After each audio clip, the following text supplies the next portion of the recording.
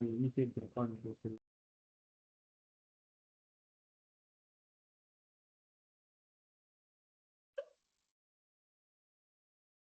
Okay, that should be. So once again, welcome you everyone for the day two session on quantum intelligence, AI, quantum convergence, different and space tech. Today we have Dr. Jay Kumar, who is IBM Quantum Education CEO, company private limited, Bangalore. So Dr. Jay Kumar is founder of CEO of Mintra Private Limited, Bangalore. He also serves as a quantum IBM quantum educator and an IBM secret advocate mentor. He's actively building a quantum community in India and is an IBM certified associate developer in quantum computing. With over 15 years of experience in R&D and university level lecturing, he is senior IEEE member actively participating in IEEE quantum standards. To date, he has published over 15 research papers in international peer-reviewed journals and conferences proceedings. Additionally, he has been appointed as technical paper reviewer for IEEE quantum conferences. He is also FOIM NPTEL portal inspector for the All India Council of Technical Education and the Department of Science and Technology, which launched India's first undergraduate minor program in quantum technology. Dr. Jaykumar has conducted over 300 quantum programs, including faculty development program, Quiz certification training, and awareness campus across India, Nepal, USA, Russia, America, Poland, and Malaysia. So once again, welcome you, sir, for this session. Thank you, sir. Thank you. So, good evening to one and all present here. It's my immense pleasure to join within this Atal FTP program. So, we are in evening 16. We delayed by 16 minutes. I try to cover most fundamental about quantum computing and what is the tool we're going to use to create a quantum circuit. Uh,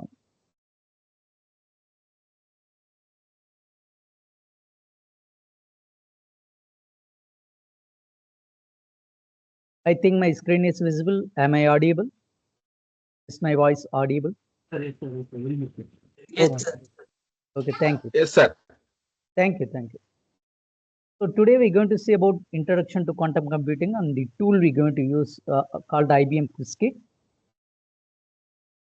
This is how quantum computer look like. This quantum computer inspired me to study about quantum system and quantum information. I started my journey in quantum before 6 years. My entire background is IT. I completed diploma, bachelor, master's, PhD in IT. Quantum is very new for me, just like you. So in 2019, Google released a video called Quantum Supremacy. So if you have time today after this session, please go and watch, which is called Quantum Supremacy. Okay.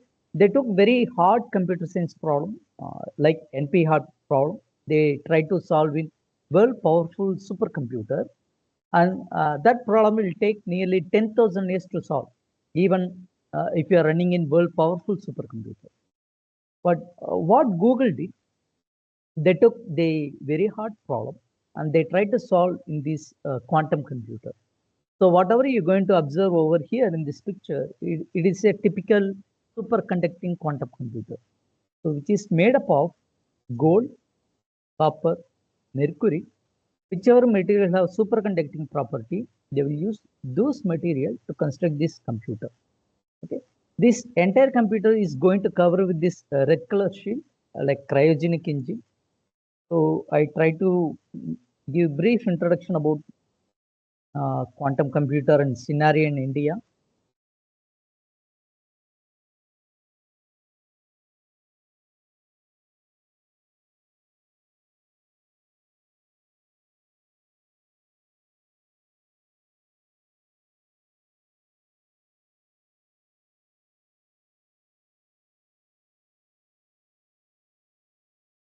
Okay, the entire quantum computer, they're going to cover with this red color shield, whatever the technology they are using for rocket, cryogenic engine, they're going to use the same technology to cool down the temperature.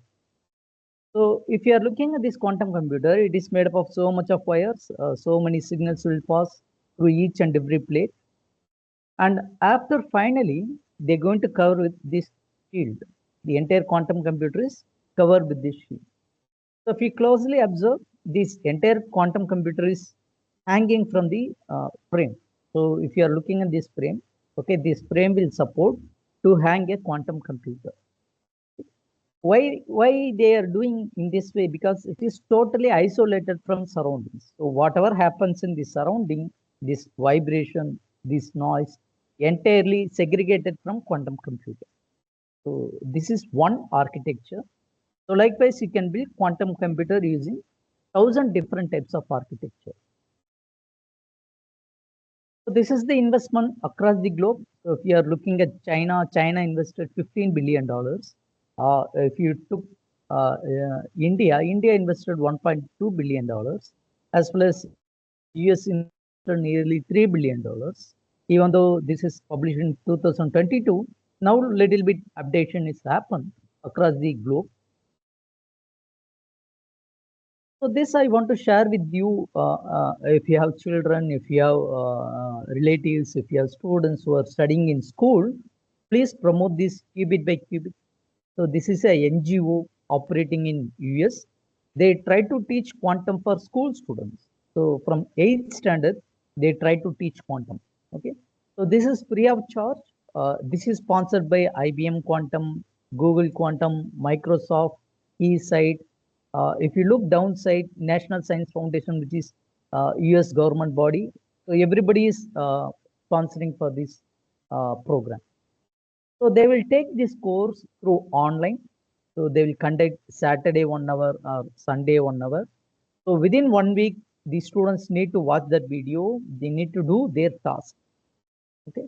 So if we calculate monetarily how much it costs 2 lakh, but they are giving free of charge. So please promote this as school students who are eligible from 8th standard. They can apply for qubit by qubit. And if you want to learn, what you can do, you can tie up with some school and you can register like a teacher associated with the school and you can attend this program. Okay, very good program. You can start from very basics. Three schools we adopted 3 years before in Tamil Nadu, and all 3 schools students they completed above 95%. So United States want to keep the momentum. They created this national quantum initiative. They have a framework where they have to look how to invest in quantum, how to create the workforce, how to create R&D in quantum across the United States. So based upon this, Indian government also prepared some plan called National Quantum Mission. Some of you know about that. Okay. So in National Quantum Mission, Indian government allocated nearly 6,000 crores. So if you are looking at this budget, they need to spend within 2030. So within 2030 to 31, National Quantum Mission need to spend all this money to create an ecosystem, quantum related ecosystem. So these are 4 important national quantum mission. So our FDP, our topic come under quantum computing. So quantum computing is one topic, quantum communication, quantum sensing metrology, quantum materials and devices are 4 important national quantum mission for India. And based upon this mission, they created 4 hubs. And based upon these hubs, they have so many spikes and spokes, so many teams, technical groups. They are collaborating with each other across the nation. So if you're looking geographically, you can look IIT Delhi stands for quantum materials, IIT Bombay stands for quantum sensing, and IIC Bangalore looking for quantum computing, and IIT Madras stands for quantum communication. So if you are near to Chennai, you can visit IIT Madras or SCTS Chennai, Society of Electronic Transaction, and IMSC International Mathematical Institute, which is located in Chennai. So all these 3 are very important hubs related to quantum within Tamil Nadu. So please go and visit. So before 4 months, Chandrababu Naidu, Honorable Chief Minister of Andhra Pradesh, he bought IBM Quantum System, okay, about the cost 4,000 crores. So they're going to set a quantum valley in Amravati in January 2026. So we have only 1 month. So much of things will happen in quantum, especially in Andhra, especially in Amravati. So this is one facility I visited before 3 years in ISER Pune. So this facility is based upon nuclear magnetic resonance. So this is their laboratory picture. We took with their permission. So each and every cylinder, whatever, if you're looking in this image, it is based upon NMR, nuclear magnetic resonance. So this will act like a giant magnetic field. And if you compare to Earth's magnetic field, it is 10,000 times powerful. So that much of magnetic field is generated, and with the help of NMR, they're going to create 38 qubit system. So the state of the art using NMR in India, they achieved 38 qubit. So this is one facility at IIC Bangalore I visited before 3 years. They have quantum optics lab. So they have a small test bed, which is over the top of a tabletop, right? So this consists 3 crore worth materials. So if you are looking at this component, it is worth for 3 crores, and they took 3 years to set up this lab. So each and every millimeter they need to calibrate. They needed to construct quantum computer using quantum optics. So this will take place in room temperature. So if your institute want to do some experiment, so tie up with physics lab or physics professor within your institute, ask them to construct this type of lab. You can apply for funding. So it is viable and feasible. Viable and feasible. And this is one lab in IIC Bangalore called Cryogenic Quantum Lab. Whatever I showed in first picture, they are about to construct in same technology using cryogenic. The left side, the left topmost, you can see a small processor, which is made up of IIC Bangalore team. It contains 4 qubits. So the state of the art in IIC Bangalore, they have 4 qubit, and they are doing an R&D for 8 qubit. In future, they will construct up to 50 qubit within 2030. So this is their ambition. And this is one facility in ISER Bhopal in Madhya Pradesh. They have NV diamond. So diamond have some vacancies like nitrogen vacancy. So this will act like a impurities. So these impurity will help you to do quantum sensing and communication. So this is made up of single qubit. So each and every quantum computer will differ by the architecture, so that it differ by application and purpose. Okay, even though it contains single qubit, it will do some process. It will help to identify some information at quantum level. And they are frequently conducting 1 week quantum workshop. So if you have a chance, please go and visit ISER Bhopal. Stay there for 1 week. They are providing accommodation. The fees is about 800 rupees. If you are attending all 6 days, they will refund 80%, about 600 rupees. So this is very good opportunity for you if you want to build a career in quantum. I visited before 2 years. I visited and stayed for 1 week. Where, sir? Which place? ISER Bhopal, ma'am. ISER Bhopal. They physically conducted offline workshop, 1 week workshop. Madhya Pradesh. So this is a lab facility at IIT Kanpur. IIT Kanpur have quantum optics lab and entanglement lab, which is headed by Anand Kumar Jha, Professor Anand Kumar Jha. I got his permission to visit his lab when I visited IIT Kanpur. So these are their lab. They have optics lab and magnetometer lab. And they invited me for recording NPTEL video. Maybe next semester, they're about to launch a series of quantum related NPTEL lectures. So this is about IIT Patna. So each and every place, quantum is getting momentum, right? And some of you know about this, MNIT Jaipur, Malaviya National Institute of Technology, Jaipur. They collaborated with 3 IIT and 4 NIT. They jointly organized quantum FDP series. So about 8 series happened. They about to start 9th series. This is Jaykumar sir, sorry for the annual. interruption, sir. Yes, Sir, yes, your sir. video is static, sir. I think that should be some problem. Now it is moving. Now it is moving.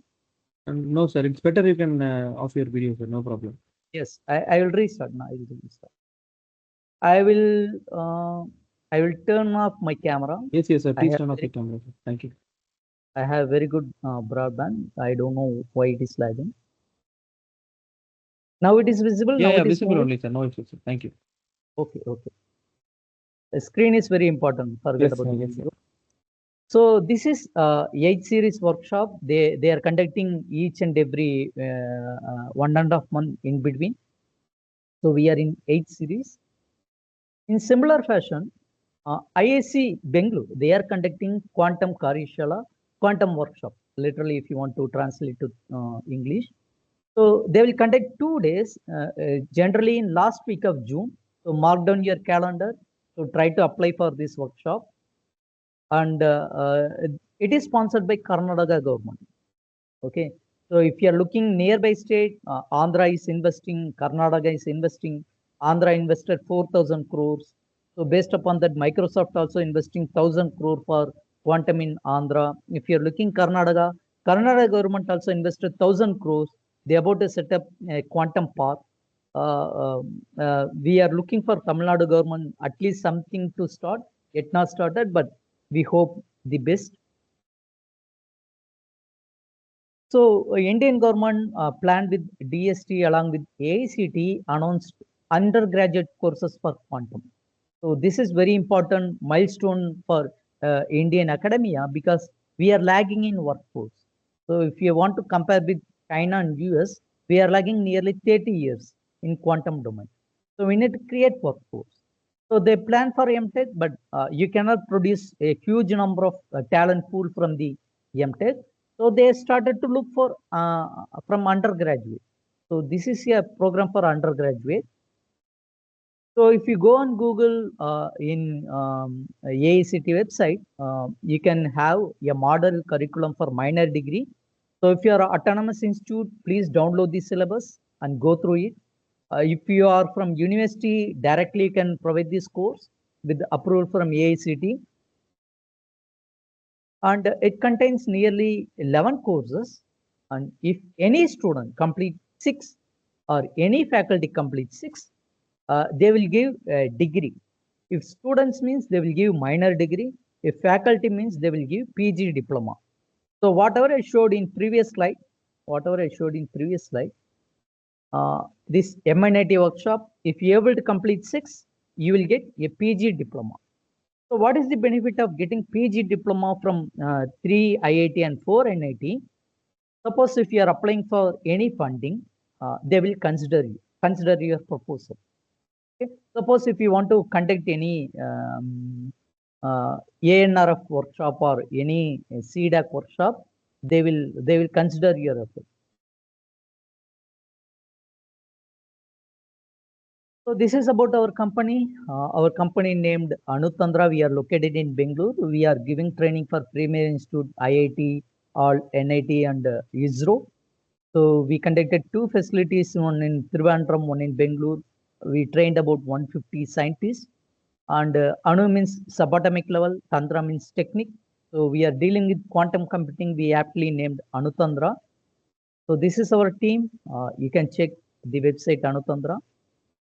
And we're going to focus about today called IBM Qiskit, which is a dedicated framework for quantum computing. And this is equivalent tool called Quniverse, which is developed by CDAC. If you don't know, please make a note. I'll share this slide. Please go through this slide whenever you got free time.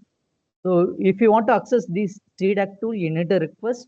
You need to write a small reason why you want to use this tool. So they will give credential within 1 day. So I hope so. This is one more tool created by CDAC, which is called QZine. So you can use Quniverse as well as QZine. Nowadays, they are focusing on Quniverse. So this is a brief introduction about scenario in India. Now we are about to cover our topic, given topic.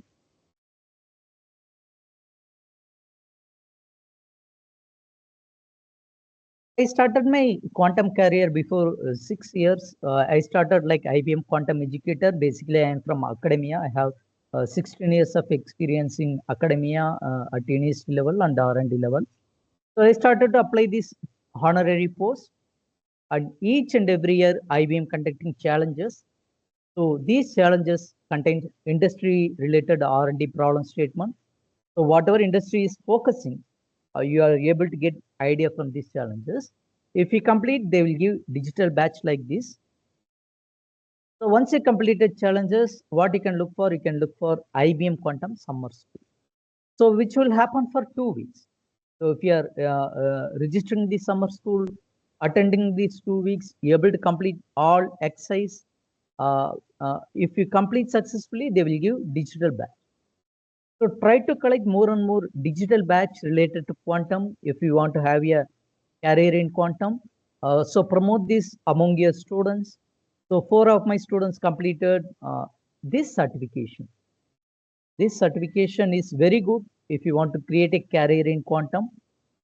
So Google is there, Microsoft is there, Amazon is there, but only is IBM is providing industry level certification. So I'll share this link. I'll share this link. So if you have time, please go and watch.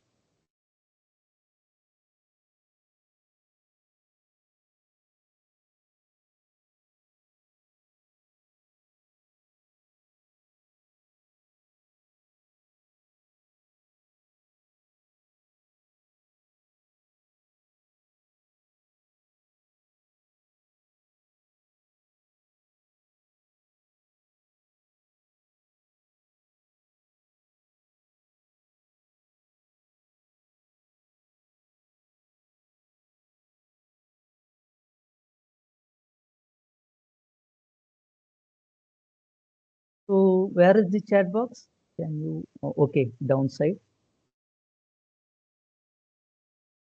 Please look at the chat box. Are you able to access this link? Click this link. Okay, click this link. So this is new IBM Quantum certification. So if you go to this website,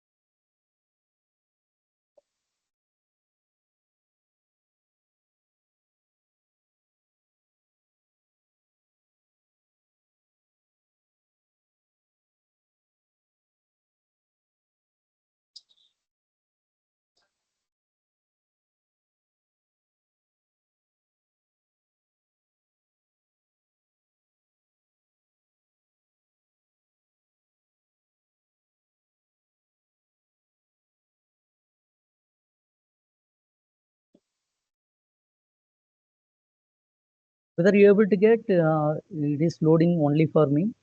Are you able to get right?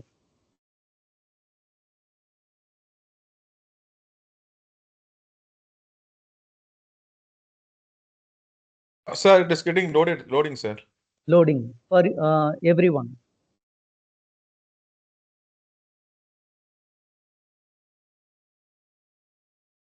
I think they are updating something. Okay. Okay. Let it.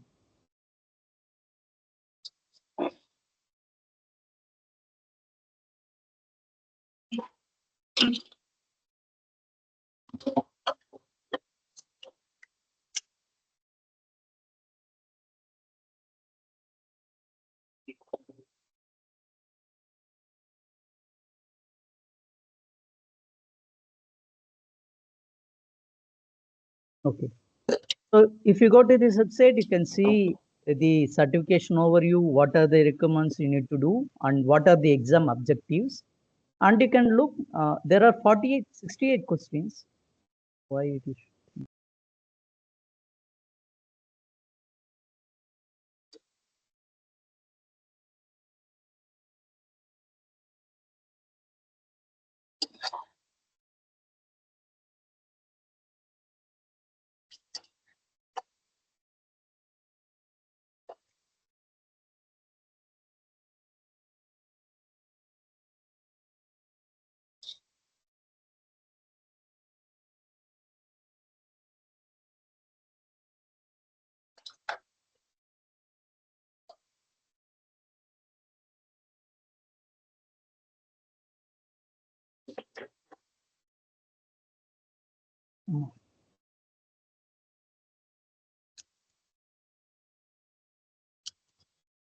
Okay.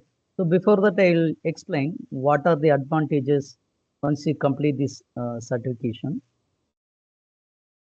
So once you completed this certification, you will get recognition from IBM Quantum team. Then you can apply for IBM Qiskit Advocate post.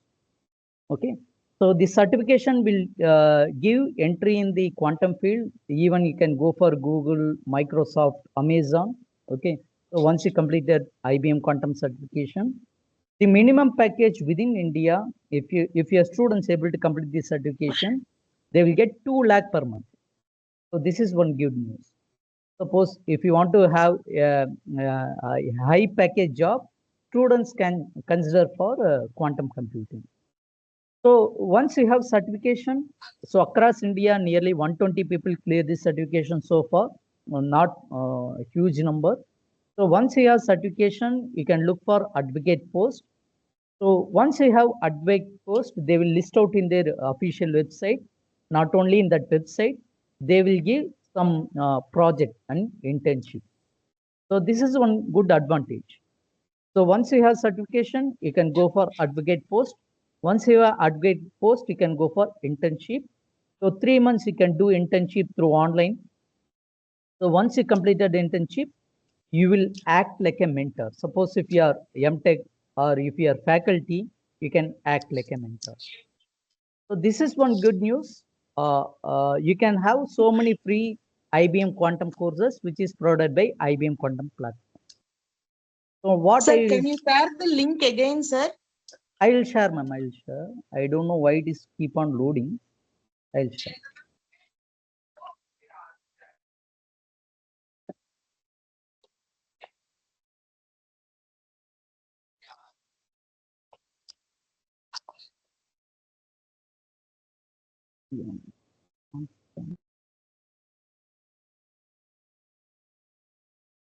So normally it will load, but today it is showing some hiccups.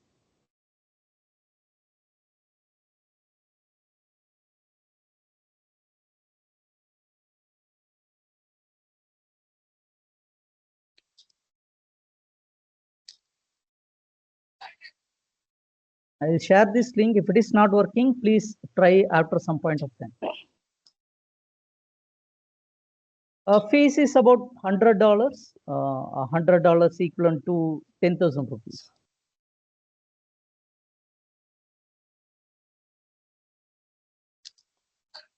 So you can take this exam through Pearson online. So you need to have a closed room and you need to show the entire room with your camera. You need to turn your laptop.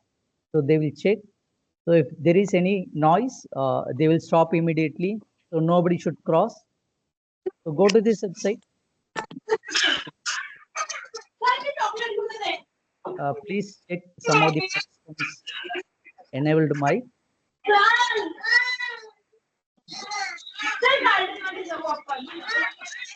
Mute all. Mute all. I will unmute again. Okay, thank you.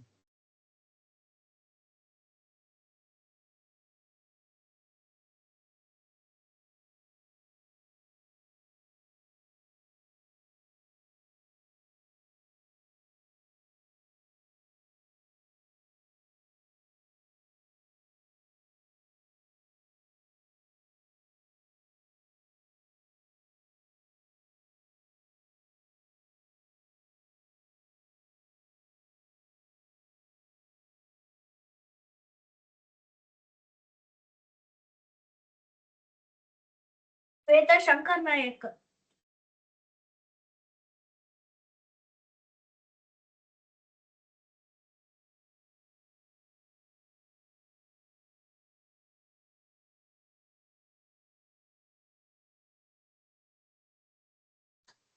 Sir, you are not audible.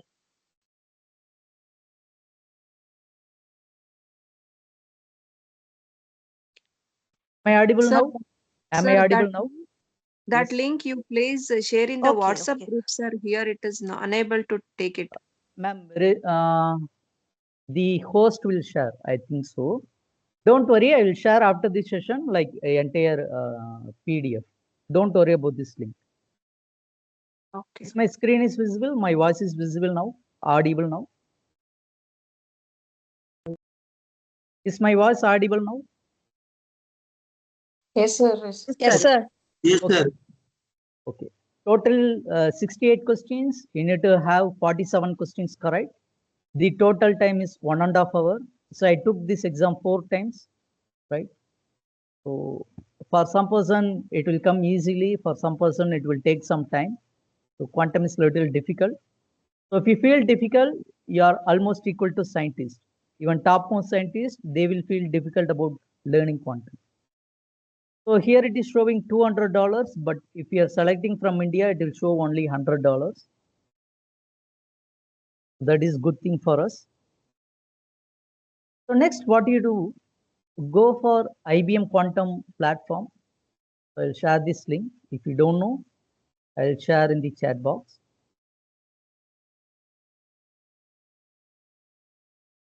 So go to this link. Go to this link. Suppose if you are comfortable, use your credit card to create an account in IBM Quantum team. So that is very useful. If you are not willing to share your credit card, what you can do, you can use this website without login. Without login. So it is up to you. So be cautious when you share credit card.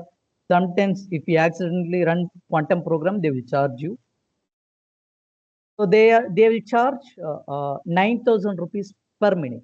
So that is why I'm telling little be cautious. So what is good thing about IBM Quantum? They are giving 10 minutes time. So what I am showed real quantum computer, for each and every person they will give 10 minutes free access. So 9,000 rupees into 10 minutes. So virtually they are giving 1 lakh rupee of quantum resource for research purpose. So you can ask me only 10 minutes per month whether it is helpful for research. For doing PhD, that is more than enough. Okay, whatever you are submitting for your research problem, it will take fraction of seconds. So go to this link.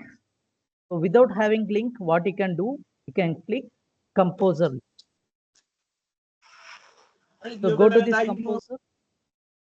Go to this Composer. I'll share this link to you.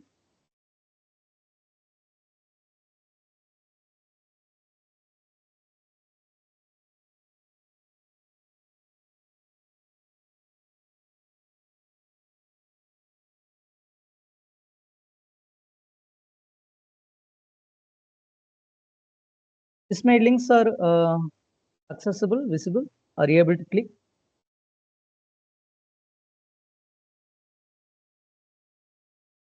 Then go to the top left, and you can see Learning tab. And you can see Learning tab. I'll share this link also. I'll share this link also.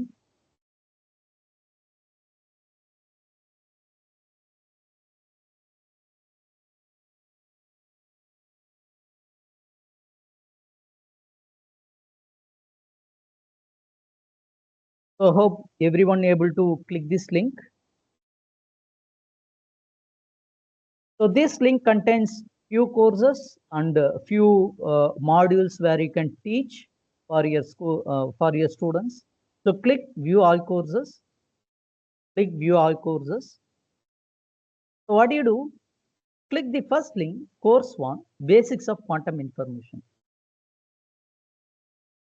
So I recommend each and every one of you to complete this course. So this course contains 4 modules. So click single system, click introduction. So each and every topic contains YouTube video. So this course is taught by Professor John Watrous. So he is teaching quantum in Canada for past 35 years. Okay. So if you want to watch this video, play this video. So if you don't know any single term, if it is very difficult for you, pause video, go for Google, go for ChatGPT, go for quantum related material, do some basic research, then come back to video. So you need to watch this video, play, pause in this way. So nobody able to understand all the content in a single video in a single stretch. You need to watch multiple times.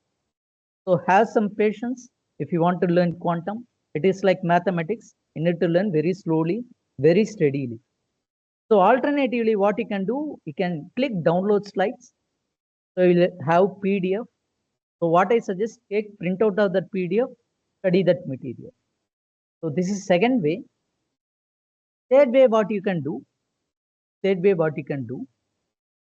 you can have this text in the printed form.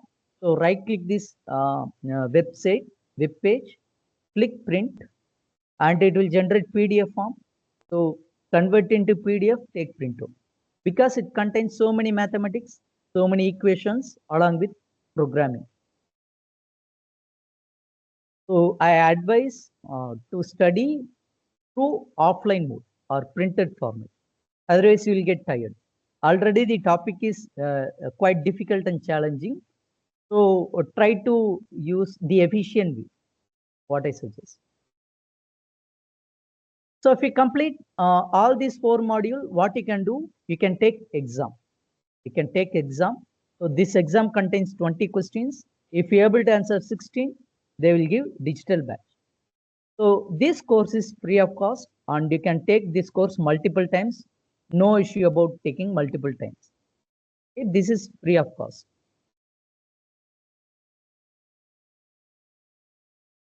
And these are the courses what I recommend. So once you completed the first course, so go for course 2, fundamental of quantum algorithm. Once you completed, you can go for course 3. So each and every one of you, please go for course 1, then go for course 2. Then only you can look for advanced topic like quantum machine learning. So most of the people, what they ask, they want to start learning immediately quantum machine learning, which is almost impossible. Okay, so make a try. So if you want to learn quantum machine learning, go and click this course. You can't understand anything. So once you completed course 1, course 2, then only you are able to understand quantum machine learning. So this will take nearly 1 year. So complete course 1, course 2, then come to quantum machine learning. So once you got familiar, then you can go for quantum chemistry. If you are from physics background or chemistry background, then you can go for quantum chemistry. So once you completed, then you can look for quantum business foundation. If you are from MBA, or promote this along with your MBA friends or management faculty. And if you are from cryptography, you can look for practical introduction for quantum safe cryptography, which is the future of cryptography. Okay. So once you completed all these course, if you want to teach this course in your class for your students, you can click modules. So this module contains important topics along with YouTube video assisted, along with material coding, each and everything. So which is self-explanatory. So you can use this module to incorporate in your quantum teaching. Okay. So I'll share this link. So this is very, very valuable if you want to teach for your students.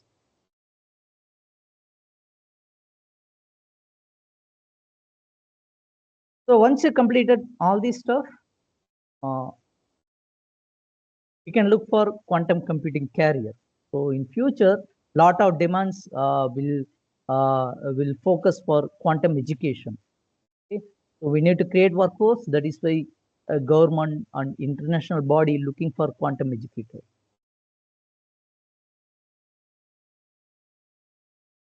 So come back to previous topic. So click here, click composer, click composer.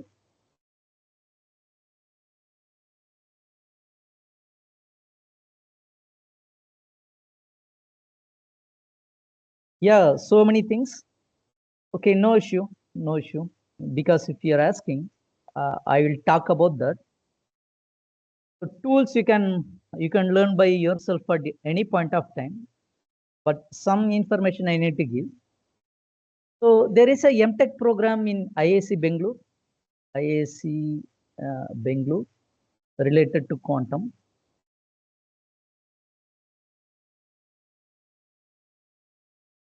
So go to this website. Go to this website. So any students from any branch, they can apply for MTech in quantum, even though from physics, maths, probability statistics, they can apply for this course. So whatever your age, it doesn't matter. Everyone is very new for this field. Okay, irrespective of your domain, irrespective of your experience, you are very new for this domain.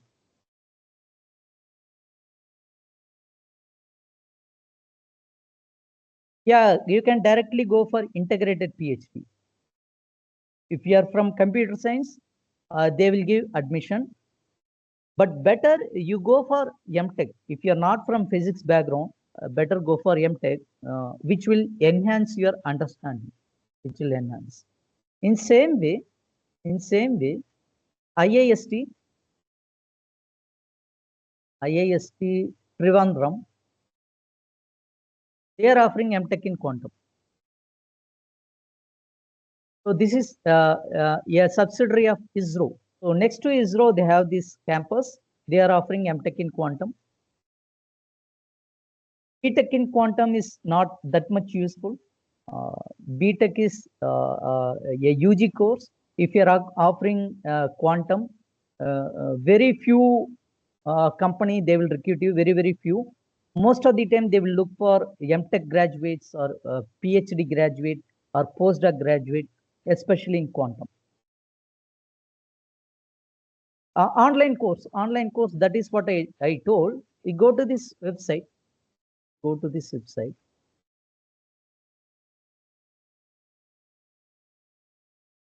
Go to this website. So click learning, click learning. First you complete course 1, course 2, then go for quantum machine learning, then go for all this stuff. You'll have some idea whether quantum is in your cup of tea or you need to look something else. Okay, so quantum needs dedication, quantum needs some amount of time from you. So each and every day you need to learn quantum. If you have some 3 to 4 months of gap, you will forget each and everything in quantum. So it is like mathematics. So each and every day you need to learn quantum, then only you're able to stick with quantum. Okay, this is one advice. So you can feel a little bit of difficult and complex in initial days, but you need to stick for 6 months. At least you need to stick for 6 months. Each and every day you need to learn quantum. Okay. So this is one institute. In same way, they have DIAT, which is a sister concern of DRDO. They are offering MTech in quantum. They are offering in MTech in quantum. Any PG diploma course, what I told, if we complete 6 courses from MN18, so they frequently conduct. In future, they will conduct from starting course. So if we complete 6 courses, they will give PG diploma in quantum. So we'll keep question and answer at the last part. Sorry about that. So go and check this website. In same way, IIT Jodhpur, they are offering MTech in quantum. So most of the time people don't know about this information. but you will get lot of information related to these tools, these tutorials, but this is most important. Online MTech you cannot do. If you are doing especially for quantum, no use at all. So don't go for online MTech, especially for quantum.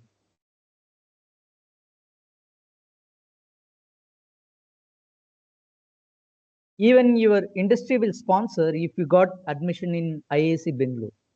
Okay, industry will sponsor. Very less number of resource person. So definitely your industry will support if you are working in Infosys, TCS, Wipro, Accenture. So all these top major player, they have quantum division. So you can check with your industry. Okay, lot of demand for industry also.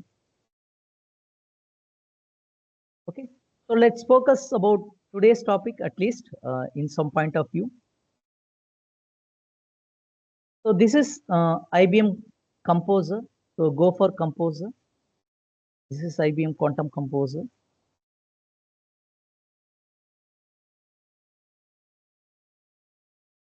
So all of you go for this. All of you go for this. So what we have classical bit. In quantum, we have a quantum bit.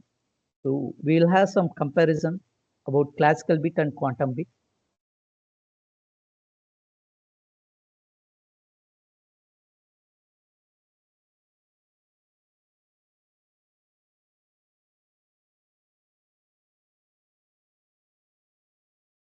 So we have bit, classically we have bit, and in quantum we have qubit, quantum bit.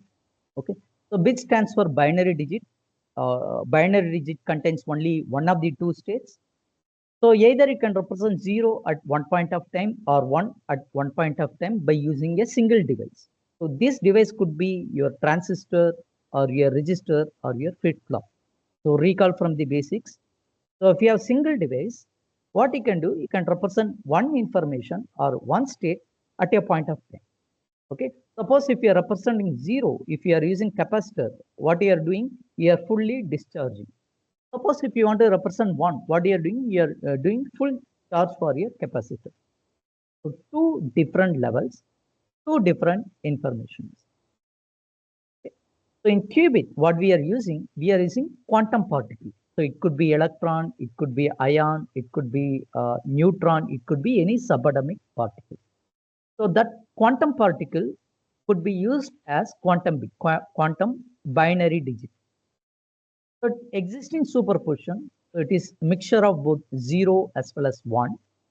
Okay. If you are looking at this diagram, your electron will appear like a laser point. Okay, this red dot. So your electron will move from here to here. So it is in between state 0 and state 1. Okay. Now your electron is located here, which is called psi. So this is your superposition quantum state. So it is in between 0 and 1. Means we can have variety of information between 0 and 1. Combination of zeros and 1. But in classical, you have only one state. But here we have infinite possibilities between 0 and 1. So imagine this. Okay. So single bit, single information. Okay. Single qubit, infinite amount of information. Infinite amount of information. Theoretically, what I'm saying theoretically. Suppose if you have 2 qubits, it means 2 electrons or 2 photons. What I can say, you can represent 0, 0. So this is classical. If you have 2 flip-flop, you can represent 0, 0.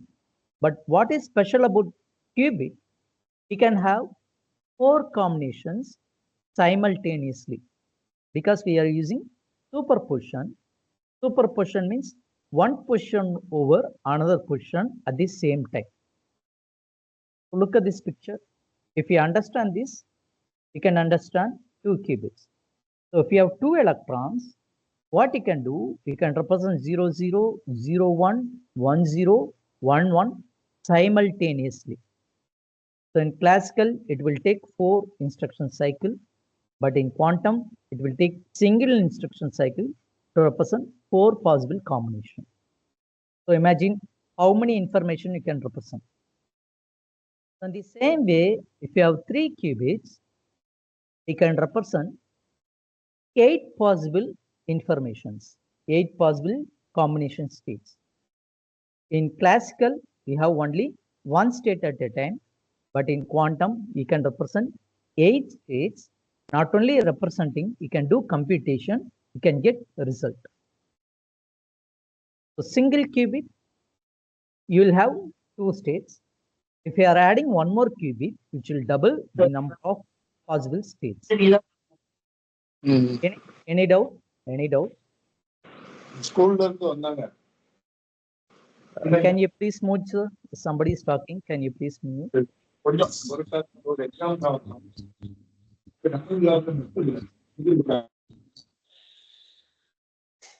Adi sir, can you move? Okay, fine. Thank you. So single qubit means 2 states at a simultaneous point. Okay, if we add one more qubit, four states, 2 qubits, 4 states, 3 qubit, 8 states. If we add single qubit, look how it is increasing. This increase is exponential. So if you have 4 qubits, you can represent 16 different possible states. So add one, add one, add one. If you have 50 qubits, you can represent 1 followed by 11 zero states. So compare with classical. If you have 50 bits, you cannot even represent a simple text file. But if you have 50 qubits, you can represent 1 followed by 11 zero states. A huge amount of information you can represent. You can do parallel computation. So this is fascinating about quantum. So each and every operation is parallel in quantum. Parallel in quantum. So this is the explanation about qubit.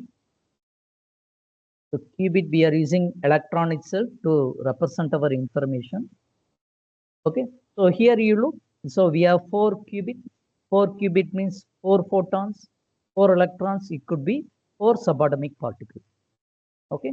So if you are looking at view, if you are looking at panel, you can enable all these windows. Okay. So this is like composer. So composer will look like a musical sheet or musical note. It contains series of lines. Okay. So Q stands for quantum, P stands for classical. Okay. So what we are doing for understanding purpose, we have only one qubit. So what you do, click Q1, select bin button. So it is a delete operation. So click Q1, select bin button. So select Q1, select bin button. It means you have only one quantum bit. Same way, C stands for classical bit, normal our binary bit. Okay. So click C4, select minus, delete bit. Click C3, select minus. Click C2, select minus. So keep only one quantum bit, only one classical bit. So hope everybody able to see this window. Okay. So this is called Q sphere. So what I do, I try to zoom for your convenience.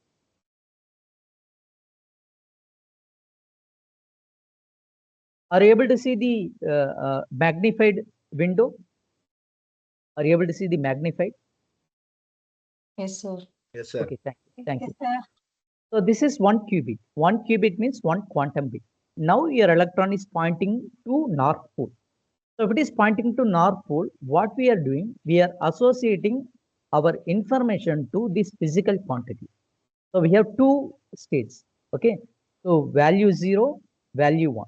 Off state, on state. We are associating with electron location. So if your electron is pointing to North Pole, okay, it means it is representing state 0. Your circuit is empty. Your circuit is empty. So all circuits started with state 0. So mention like this. So all quantum states starting from state 0. So 0 stands for off state. Off means it is a electrical wire. So no electricity is passed through this wire. So it is switch off state. So this is switch off state. Okay. So here you can see a little phase disk. So you can see quick output of your qubit. So move your mouse, place over there, and you can see quick information. So what are the information? It's represent Q0. Okay. Phase equal to 0, real component equal to 0, imaginary component equal to 0. What is the probability of state 1? Now it is 0% because probability of 0 is 100%. So it is like reverse logic. It's like reverse logic. So here two combination. So 0, 1. What is the chance of 0? 0 is the probability of 100%. Okay. And if you are looking quantum, everything is related to signal. The signal is full for this qubit. So where it is located? In 0. So 0 having signal to full amplitude. So this is the meaning. Okay. Now what we do? We drag and drop this NOT gate. So this is NOT gate. So drag and drop and place over here like a PlayStation, like playing games, drag and drop. Okay. So try to observe over here. So all qubits starting from stage 0, this is NOT gate. Okay. So after NOT gate, what will happen? It will do bit flip, state flip. So state 1 will happen. So this represents on state, this represents off state. So on state means your electricity will flow through this entire wire. Your electricity will flow through this entire wire.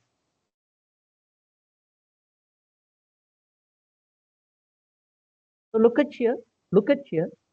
So move your mouse, place over here, and you will have a different information. Now we have probability of state 1 is 100%, and the circle turned to blue color. So this is the change. So look at the Q sphere, where it is pointing. It is pointing to South Pole. Now it is pointing to South. The state is become 1. The probability is 1. Okay. And if you look this side, probability now changed to 1. 100% probability for state 1.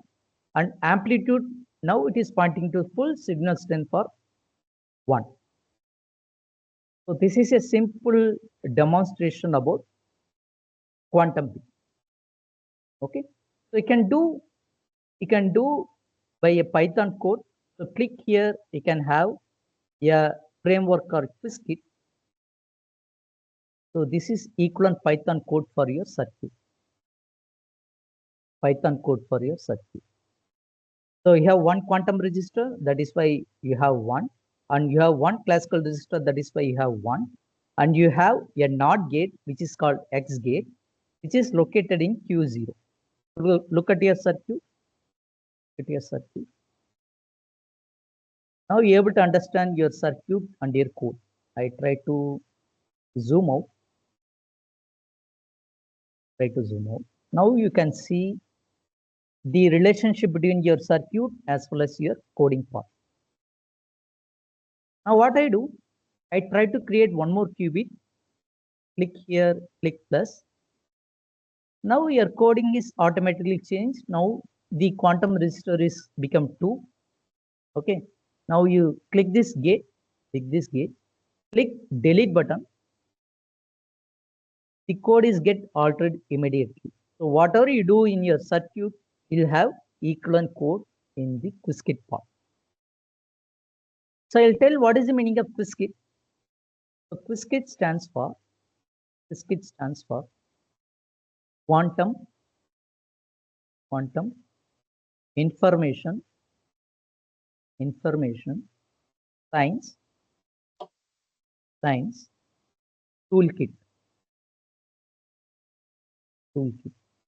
So this is the meaning of Qiskit. By using this tool, you can have a graphical layout for your quantum circuit, and you can do by programming, and you're able to visualize all this output in this way. Okay. So if you click here, you will get Open Quassin. So Open Quassin. So Quassin stands for Quantum Assembly Level Language. Quantum Assembly Level Language.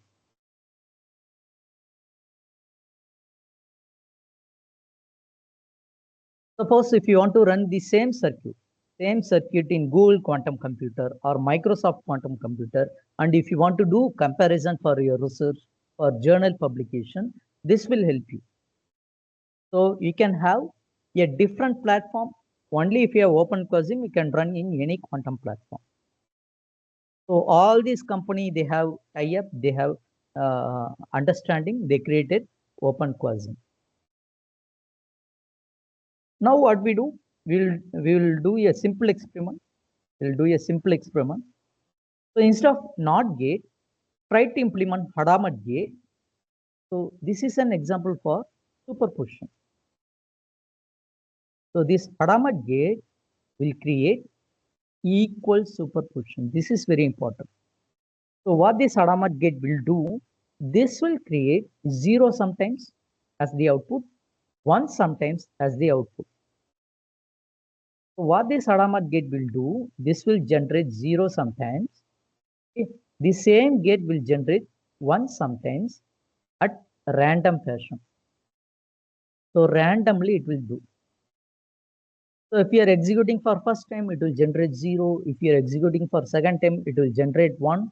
It will generate random value, and nobody able to predict what is the output of your Hadamard gate. So this is an example for superposition. So look at this diagram. Look at this diagram. Look at this diagram. You can see half filled with gray, half filled with blue. So probability of state 1 is 50%.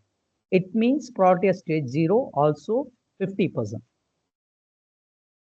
If you're looking at this diagram, you can see equal superposition. At the same time, quantum particle is pointing to state 0 as well as pointing to state 1.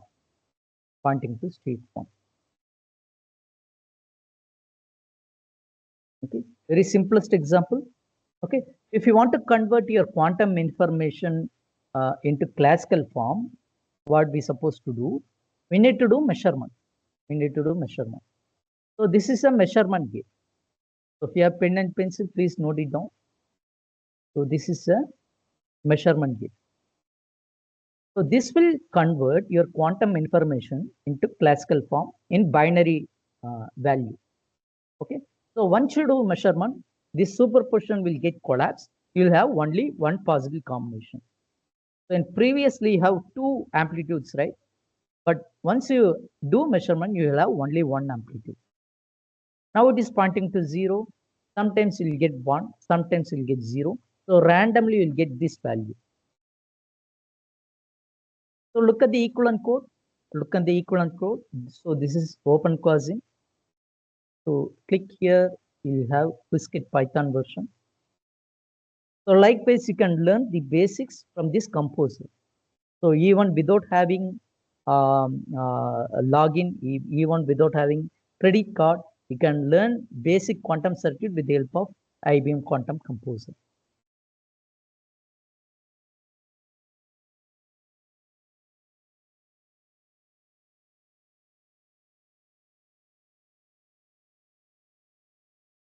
So in same way, you can go for Universe. So this is Indian government tool developed by CDAC. So once you know Qiskit, learning Universe is ultimately easy.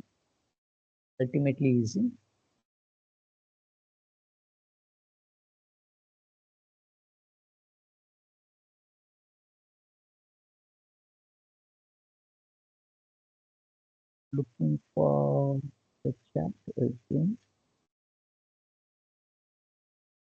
If QSphere is not visible, please go for menu. Please go for menu.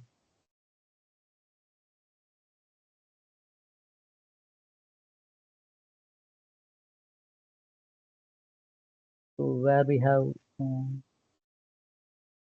IBM Quantum Composer.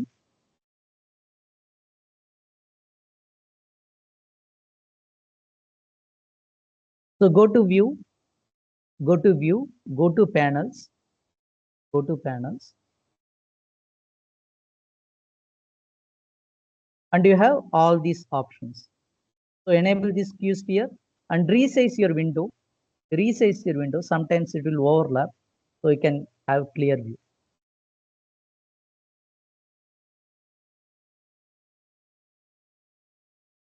Yeah, quantum is definitely combined with AI. Quantum have machine learning. So try to study from the basics. So that is what I told initially. So go for this learning. Go for this IBM Quantum Learning Platform. Okay, click view all courses. So start with course 1, basics of quantum information. So it will take 2 to 3 months time, even though they put 5 hours. So it depends upon you. It depends upon how much time you are investing. Okay, then complete course 2, then go for quantum machine learning. So once you completed quantum machine learning, then you can use it for AI, quantum AI. So that is ultimate what you can do with the nature. Okay, so quantum computers are multifold, highly performant oriented. So you'll have 100 times faster performance, 1,000 times, million times, billion times in future, zillion times. So that is why most of the company they are investing in quantum. Definitely you can combine, but it will take long time. It will take long time.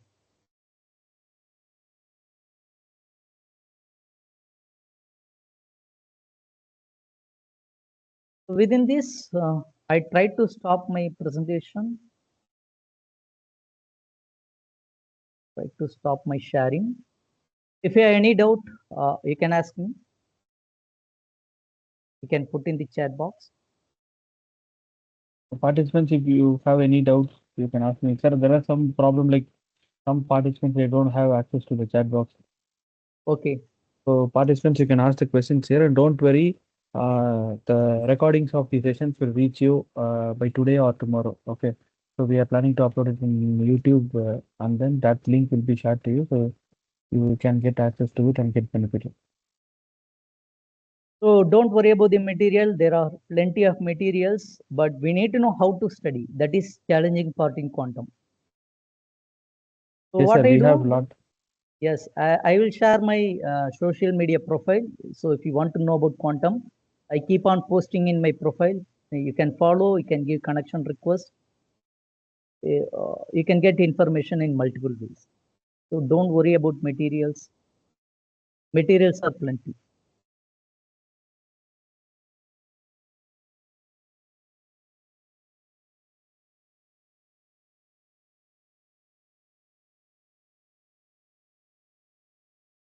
So there are questions like when it comes to research publication, it's very difficult to understand the quantum technologies. What is the way to start? Exactly. See, quantum is difficult. Imagine if you are from computer science or IT background. It requires physics. It requires a little bit of chemistry, mathematics, probability statistics, linear algebra.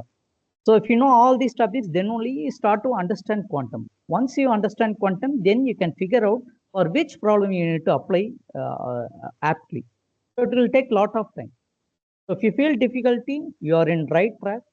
If you try to understand, you are equivalent to scientist.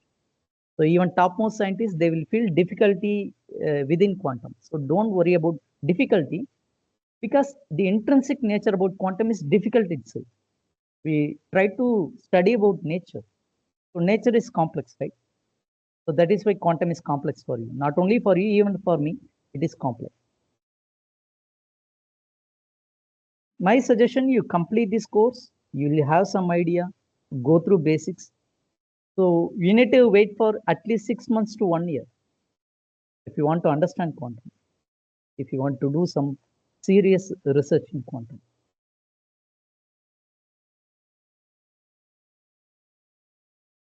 Sorry, I have a question. Like you had showed a lot of websites and links that will lead us to learn what is quantum technologies and everything. My question is, among the links that you have showed, which is the best one to start with for a IBM beginner, Quantum. as a beginner? IBM Quantum. IBM Course Quantum. one. Course one. Oh, course Go to one. learning platform. Course one. Of course. Thank you, sir. Participants, do you have any doubts? Pending. Demo program. This is the program, ma'am. So Demo whatever I showed, that is a demo. See here what I showed. Go to Composer. Go to Composer. Go to Composer. Create some quantum circuit. You will have some program. You will have some program.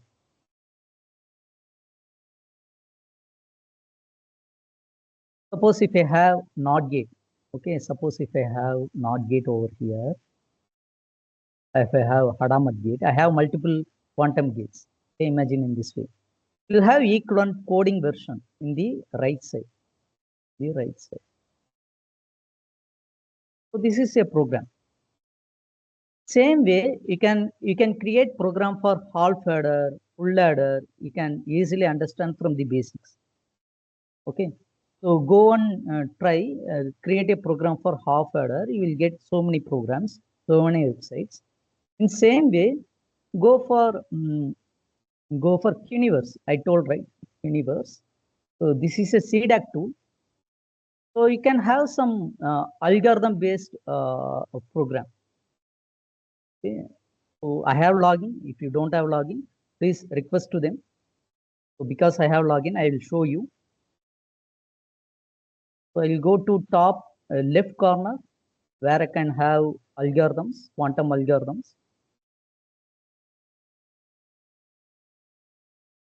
So these are the algorithms. Okay, these are the algorithms. So you can have super dense coding, star algorithm, quantum bar. Okay. So like SVM, we have quantum SVM, like KNN, we have quantum KNN. Okay. So only few algorithms we have equivalent to classical, not all algorithms. Like Fourier transform, we have quantum Fourier transform. So take an example of first algorithm, Deutsch algorithm. If I load circuit, it will load some coding and circuit for you. So it is very easy for you, but to understand this, you need to have basics. So what I showed over here, to understand this, you need to have basics. So I had showed Qiskit, right? The equivalent algorithm part you can cover over here. So this is equivalent coding for that algorithm.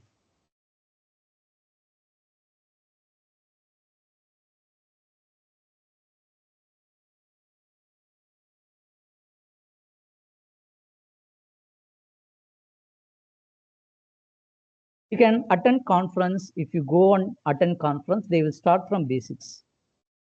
So if you go to any quantum workshop, they will start from very basics because they know multiple people from multiple domain, from multiple experience, they will come together. So handling a quantum workshop or course is very difficult for the trainers.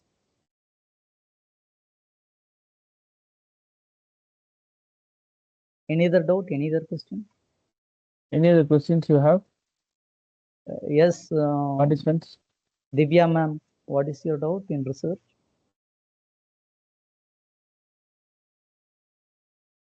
See, if you are from ECE, EEE, mechanical, automobile, even fashion technology, quantum will help you. So whatever the difficult problem you have in your domain, definitely quantum will help you. So irrespective of your domain, forget about domain. Even for MBA, share market prediction, portfolio optimization, quantum will help you. Quantum image processing is there, right? So you can use for better VLSI design.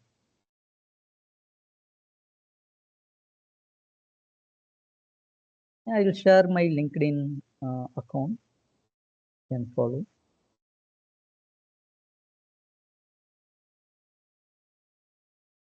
I'll share all these links. Don't worry about today's discussed link. I will share.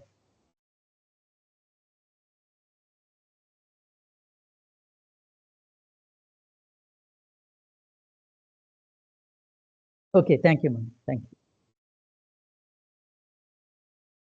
Sir, if possible, can you share me all the links that you showed in the I'll today's share, sir. presentation to me, I'll share. so that I can share it with the participants, sir. Fine, no issue.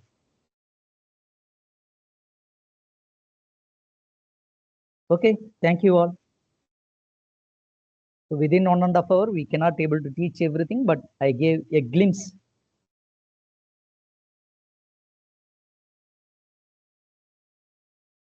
Thank you all. Thank you so much, Kumar, sir. Thank you, So sir. very informative and lot of links that you showed to us, and then that will create a spark among all the people. As you said, there are a lot of people from a lot of domains are here. So definitely it will be helpful for everyone. Like AI and machine learning, we all learn quantum technologies as well. Because as you said, that is going to be the future. And we are proud enough to have you in our session, sir. Because when it comes to proudly, I wanted to say when it comes to quantum, we could say Jay Kumar sir will be on the top always. So I visited Panimalar, sir, before 2 years. yes, I sir. visited. Yes, sir. For Yes, sir. mental. So this is the second or third time we have been associated. Yes, sir. So Yes, sir. thank you so much, Thank sir. you, sir. And Thank you. thank you so much. Thank you. Participants, we are straight away moving to the next session. And I request Dr. Balaji, Professor, Department of Computer Engineering, Primary Engineering College, to welcome this for session for guest.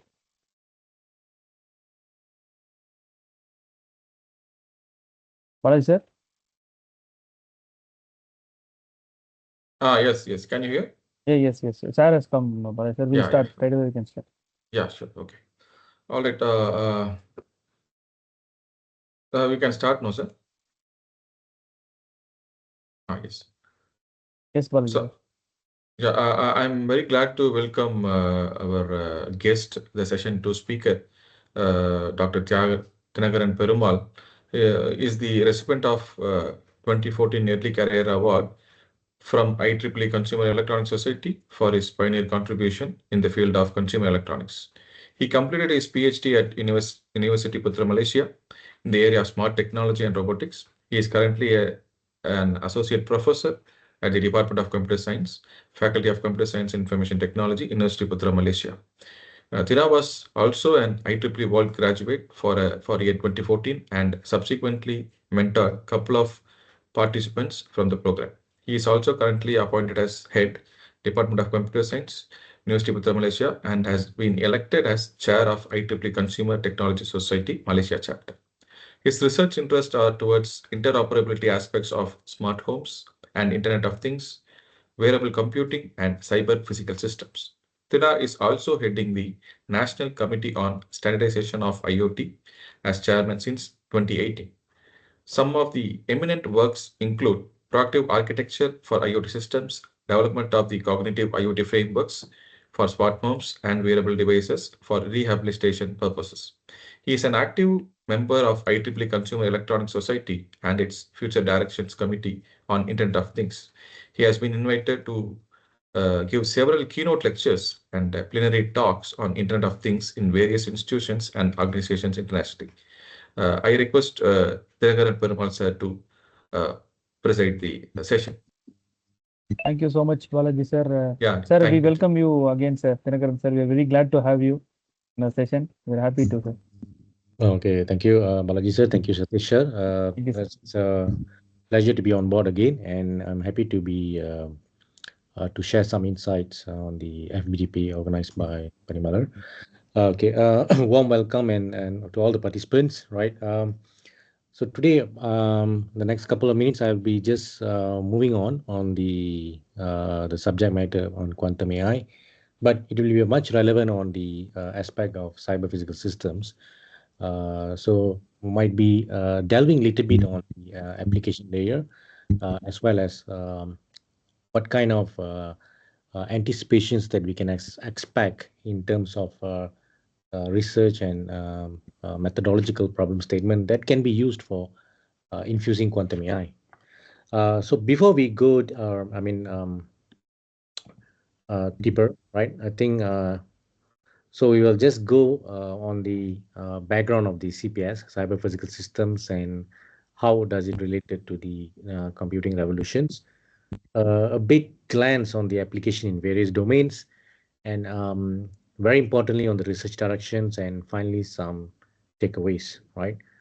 So I think it's very important notion for academics, researchers, even students who embark on the field of cyber physical system need to understand about um, the primary components, right? Like how does the cyber physical system behaves and what it's all about. So, for instance, as we know that cyber physical systems infused by digital, analog, physical, and more importantly, the human components engineered through functions for physics and logic layers. So, cyber physical systems, right? Um, is actually different states, right, for both physical state and the logical states that actually prompted to make some autonomous decisions out of the received inputs. So in real world, we could see some examples like self-driving car, probably manufacturing plants, or even any instant connecting objects, preferably like IoT objects that need to aggregate data for new data streams. So all these can be categorized in the clusters of cyber physical system, right? So common notion is that many researchers would likely emphasize on the network sensors, but the aspect of data is pretty much still relevant when it comes to cyber physical system.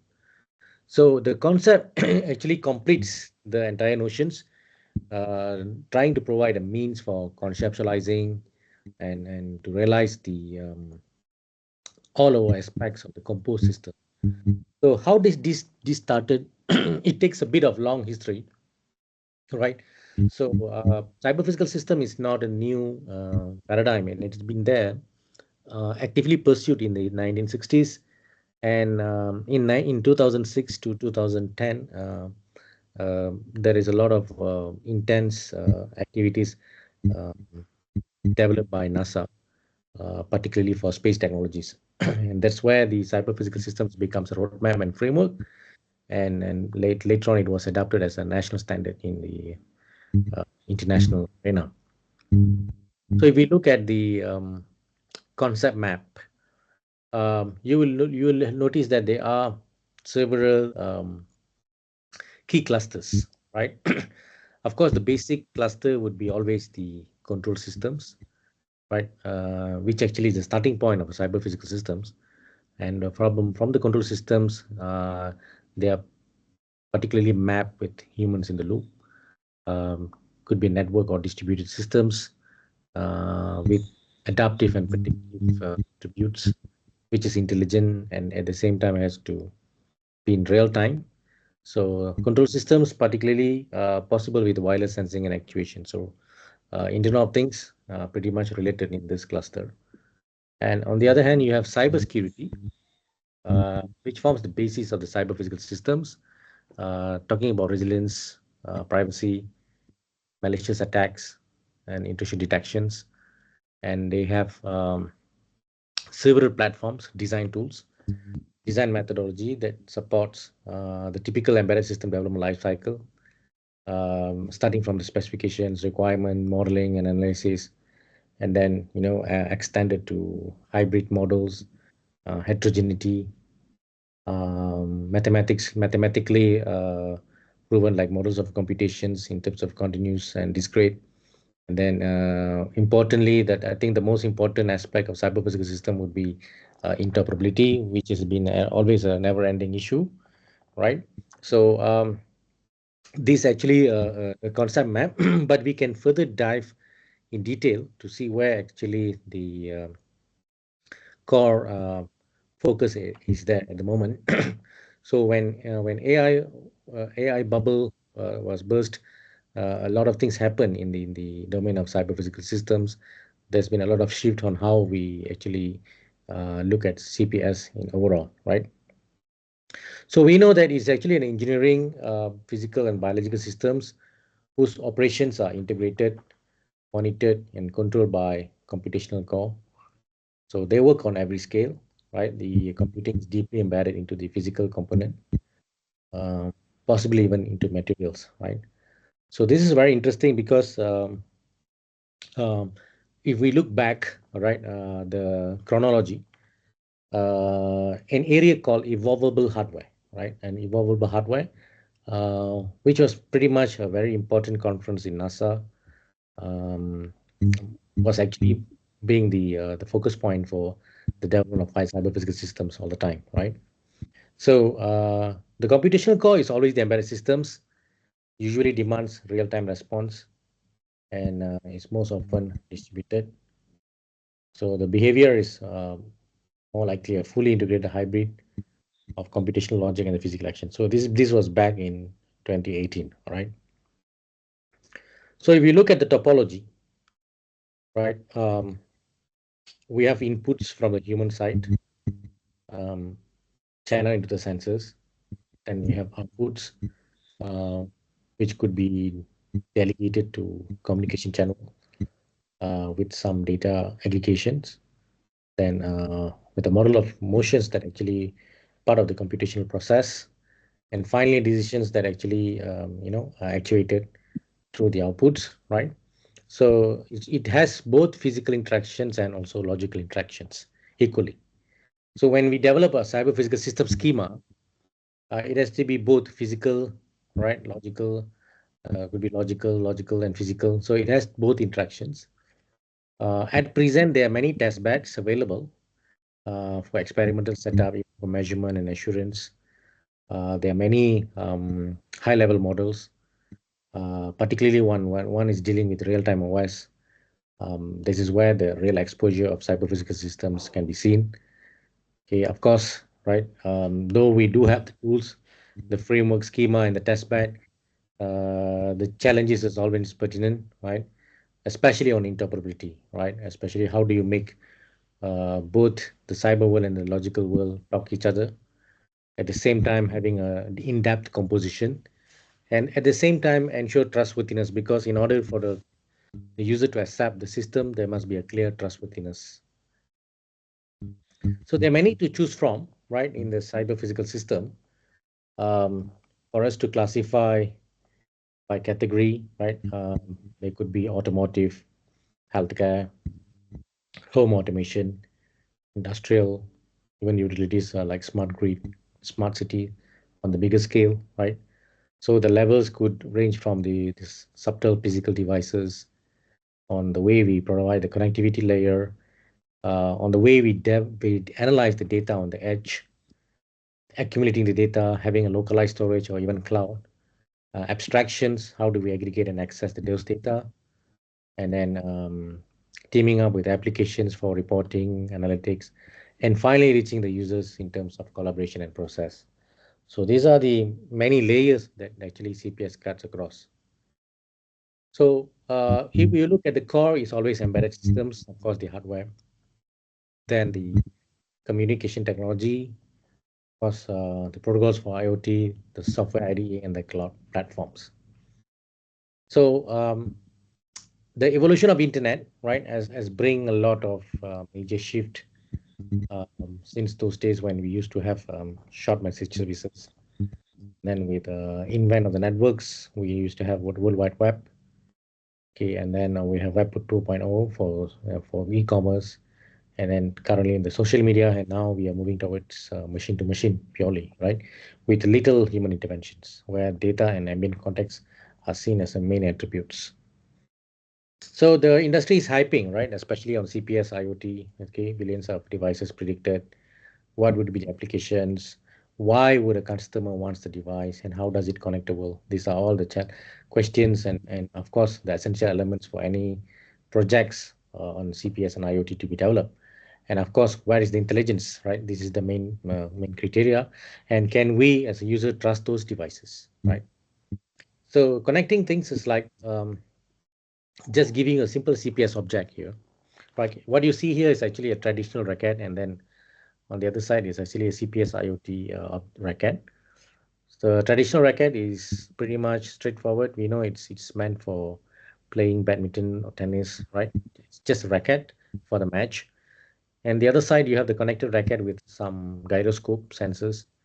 You have accelerometer sensors. You have magnetometer. There are also an SD card, right? And then chargeable batteries, right?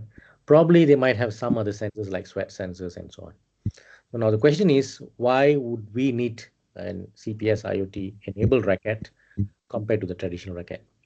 So probably the traditional racket is just meant for a match, but the CPS IoT racket is meant for collecting some data and make a prediction out of it. So in a better word, we can say that makes sense out of it. So probably the CPS IoT enabled racket could collect um, sweat data, players' performance, strategic planning, right? The matches occurrences. So many data can be associated when you have this kind of CPS IoT objects.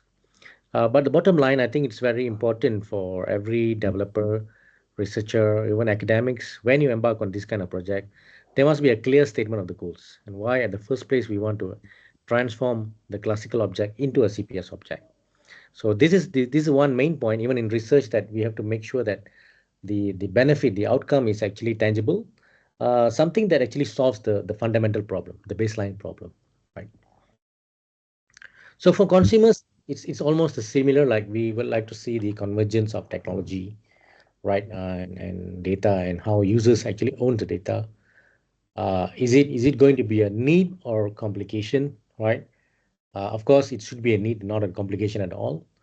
And then how do we ensure there is the humanization of technology, right? So we are talking about CPS objects. How does the users will accept the CPS object just like they accept our social media, right? Just as they trust our Instagram, they just as like they trust our Facebook, probably they trust our mobile device, performing a lot of transactions, digital wallets. So there must be some sense of humanizations associated with it, right? So for CPS and IoT, right, they are key components. Um, for instance, any new developer or researchers or prospective students who wants to start a research on CPS IoT, right? They should actually focus on these 5 components. So those 5 components are power and storage management, security and privacy, microcontrollers, sensors and actuators, and the connectivity. So we can see that. So why power and storage management, right? Because Cisco has said that 50 billion IoT devices or CPS devices by 2020.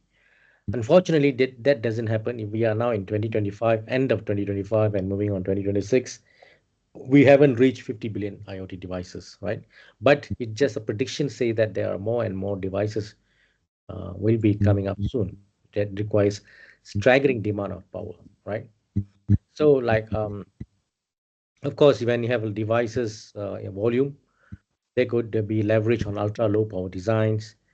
For instance, thin film energy storage, energy harvesting, solar powered, renewable energy. This could be some project ideas associated with it, right?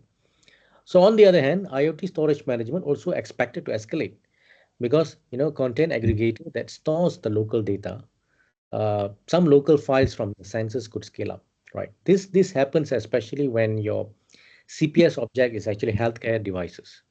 Healthcare devices, it's often vital, very much personalized data, and users wouldn't want to store them in the public cloud. So they prefer those health data is actually personalized. They have sense of belonging towards those data, right? So these are some of the important considerations that we have to see when we actually begin a project on CPS, right? The second criteria, security and privacy, it's always a rapid transformation in consumer-centric, right, ecosystems. CPS IoT always characterize data-intensive environment, right? The heterogeneous consumer-centric devices also generate massive data, often personalized and vital. So the effective data need to be protections definitely is a must, so that we try to prevent those confidential data falls into wrong hands. So a successful CPS objects or applications depends on the acceptance of the users towards them, right? That's why the security and privacy has become a very important area, especially in this field, right? Then the third criteria would be microcontrollers, right? They are important to sustain the expansion of the consumer-centric Internet of Things, CPS. They bring much needed intelligence, okay, for those devices. that could deliver meaningful predictive analytics and data reductions, and of course, expanding the consumer horizon, right?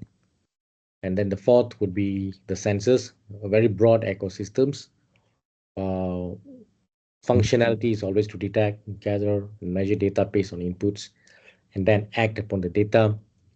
So location-based services, GPS, vital sign sensors like pulse rate, blood glucose monitoring, okay, pretty much on the healthcare side, okay, definitely they're needed for actuations, right? Then, of course, the fifth one would be the connectivity. So we understood that many of the CPS, existing CPS actually connected via Wi-Fi. But even though Wi-Fi is actually the preferable protocol, there are also substantial important protocols like Bluetooth for low energy, BLE, LoRa, Sigfox, and many more, which could leverage on many other communication technologies with always-on experience, right? So this is very important indicator because you expect the CPS object to be 24 hours on power, right, without failing. So this is an infographic, one of the example of out of the box use cases, right? Instead of looking into just a smart city, smart homes, right? There are many other out of the box use cases which can be associated with the CPS IoT. So this could be like structural health monitoring, radiation levels, right? Something out of the box, something would be beneficial. Perimeter access control for border, traffic congestions, even electromagnetic levels can be also measured in the city. Intelligent shopping, auto diagnosis for vehicles, waste management, flood monitoring. I think that's very crucial for Asian countries, right? Especially when you have flash floods during the monsoon seasons. So this could be out of the box kind of use cases, which could create a very much impactful outcome. I think it's just that we need to motivate the students to do it properly and then try to see the reliability of those developed projects. So when we look at this kind of ecosystems for CPS, so there are three fundamental operations involved, right? Of course, first is collection of data. Normally, it's a sensor-oriented collections. Then we process the data. You could provide some reasoning, right? Could be semantically reason out. Then control, sensing-based actuations, where you automatically switching on the fog lamp in the vehicle when it's fog detected. So this is like autonomous control, right? So it seems to be simple, easy, but again, it's not that simple because we always deal with heterogeneity in the CPS ecosystems. We understood that source sensors belongs to different domains and they have comes from diverse background. They use various technologies to communicate. And the same cases goes to the actuators. They comes from different spec, right?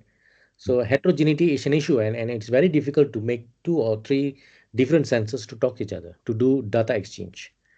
And then managing those connected objects, right? Of course, there are always a concern to high mobility, right? Because we are not talking about 1 or 2 sensors. We are talking about large volume of sensors, could be hundreds, thousands, and so on.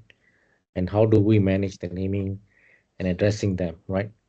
And then discovering them probably in the wide area networks. How do we ensure the protocols doesn't fail? How do we ensure that all the sensors can be communicated each other, right? Processing them is another thing, like how do you utilize semantic technologies using IoT gateways? And sometimes different countries have different standard requirements, like ISO/IEC, right? So it's also important to look into those standards so that we follow the regulatory guideline, right? There are also many consortiums comes with their different set of standards, but it's very important for every country to look into their national standards, how they come up with these projects. So now with the era of AI, right? And we hear a lot about quantum computing, right? So thanks to quantum, because it's rapidly evolved from a physics theoretical realm to something very practical. And in recent times, we have a significant advancement in this hardware, the way we develop software, even algorithm development, right? So this kind of progress really pushing quantum to be a very essential technology for researchers and industries. So we see how the classical computing paradigm has shifted towards the major and complex challenges in bigger sectors like finance, material science, healthcare, and so on. And we see a lot of researchers today exploring qubits, gates, circuits, algorithms, and applications for quantum. So it seems to be the right opportunity, opportune time to pursue this kind of practical applications, right? So how does these quantum and cyber physical systems are related, right? So in many instances, okay, they actually a high advantage of having quantum linked with the cyber physical systems. So as we know, quantum computers use qubits, which actually leverage superposition and entanglement to perform very complex kind of calculations, which could be exponentially faster than the most typical computers for specific problems. So with this advantage, quantum is expected to revolutionize fields like chemistry, finance, and cryptography, right? So which is directly related to the biggest sector of the cyber physical systems. So as we know, CPS actually integrates these kind of computations uh, in the bigger sectors with the physical systems. So modeling the interaction is very important between both worlds, physical and virtual. So the key task would be how do we extend those CPS model by integrating the quantum computers and quantum communications, right? So, but definitely the beneficial stakeholder would be cyber physical system. We have this quantum power, right? So I think fundamentals, the qubit, I think this is something like from the textbook, it's beyond 0 and 1. The qubit is actually basic unit of the quantum information. So it can exist in a superposition of two states. So superposition, entanglement, coherence, right? And no cloning theorem, which is an unknown quantum state that cannot be perfectly replicated, right? So these are some of the key properties, right?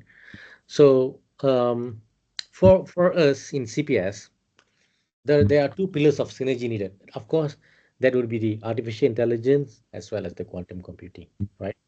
So it's more likely a two-way street, duplex. We call it full duplex, where each field acts as a powerful enabler for the other, trying to create a cycle of innovations. So quantum for AI, what happens? It can enhance our existing machine learning models. It can help us to solve some complex optimizations. Can assist us process data in a ways intractable from classical systems, right? Never imagined before. And of course, very importantly, it can reduce the training data requirements for specific problems. So, training takes a long time. So with quantum for AI, this can be accelerated. On the other hand, if you look at the other side, AI for quantum, we can have a lot of optimizations of quantum experiments and in terms of device control, probably a new discovery on new novel quantum algorithms and circuits. So I think the next 5 years, most of the research papers will be focusing on discovering quantum algorithms and circuits for many of the CPS applications, right?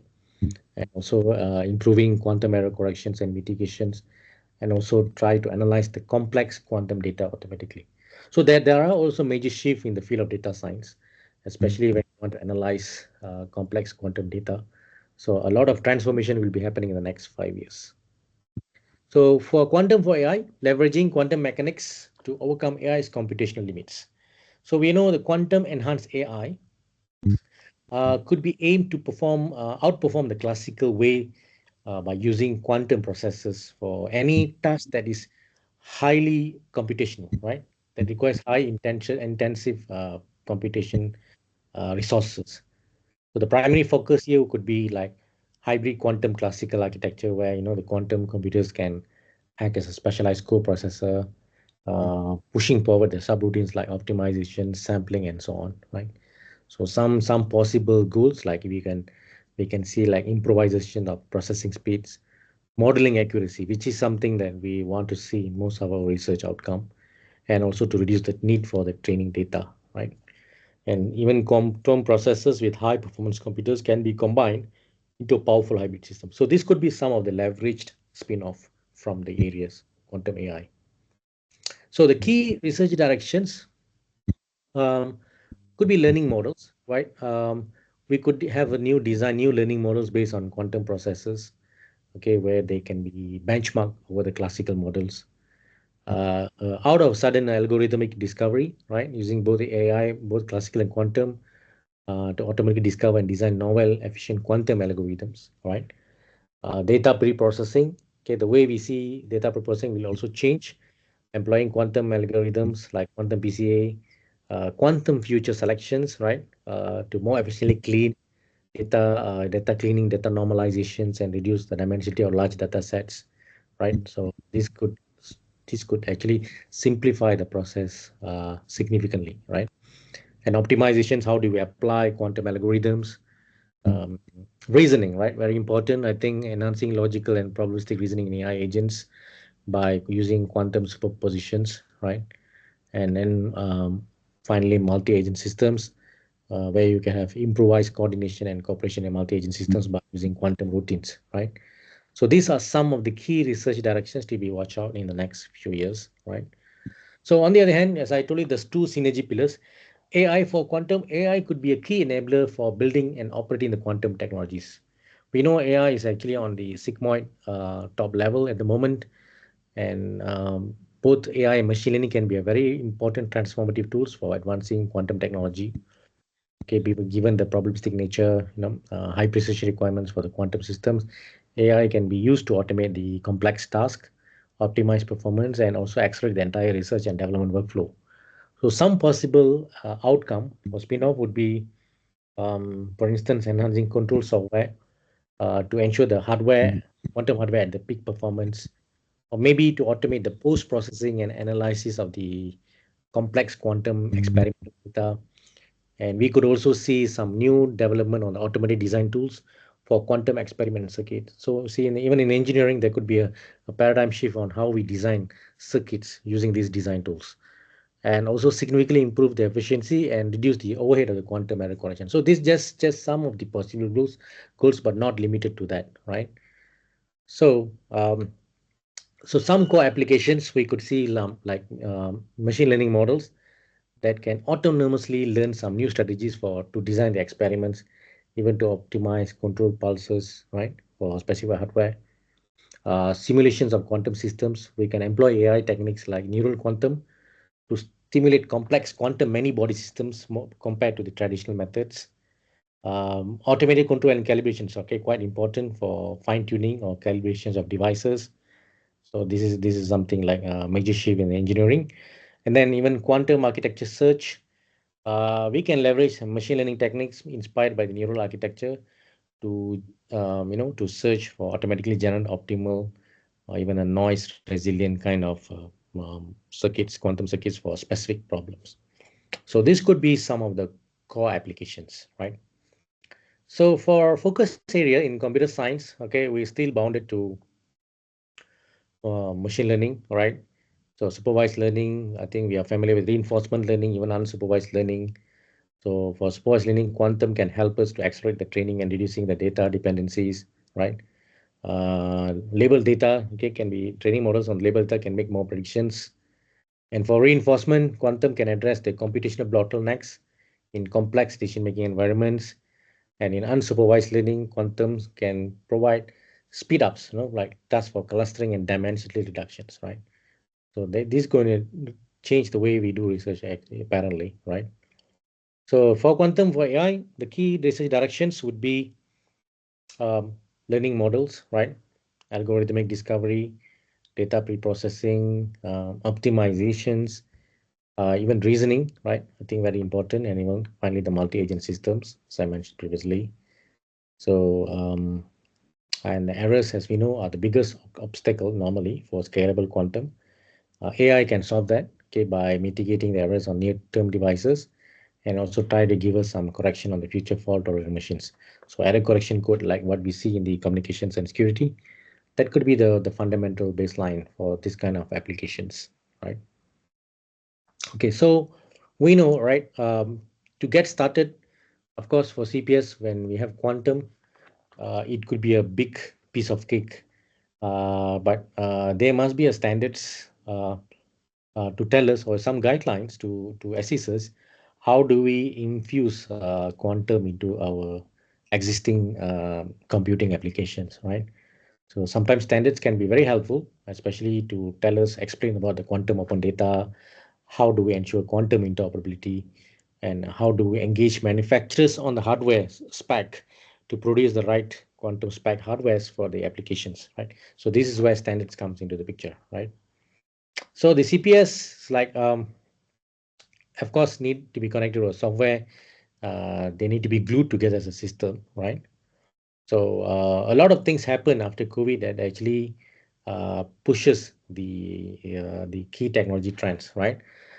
So I'm just sharing some of the advancements, recent advancements, the way we see applications like Blue Apron, Zoom, right? Teledoc, all these are post-COVID. We have seen that they have skyrocketed share markets. So in coming years, there could be major shift as well on whether AI and quantums can actually do the same thing, like pushing what we saw post-COVID, on what we saw what happens to AI, and this could be something that replicating the similar scenario post AI. So we have like AI and quantums, right? So the convergence of both AI and quantums could raise deep speculative questions, about the nature of learning, information and reality itself. So whether exploring these frontiers could inspire entirely new paradigms for both fields. Yeah, it's still early to say, but actually many researchers, especially in the fundamental physics, are already looking into many possibilities, right? So for instance, quantum physics, which inspired classical AI. We know the classical AI was actually inspired by the quantum physics.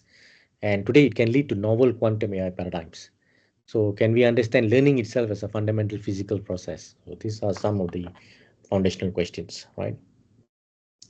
So other than that, CPS applications like online shopping, robot deliveries, right? It's been quite common. Even digital and contactless payment, right?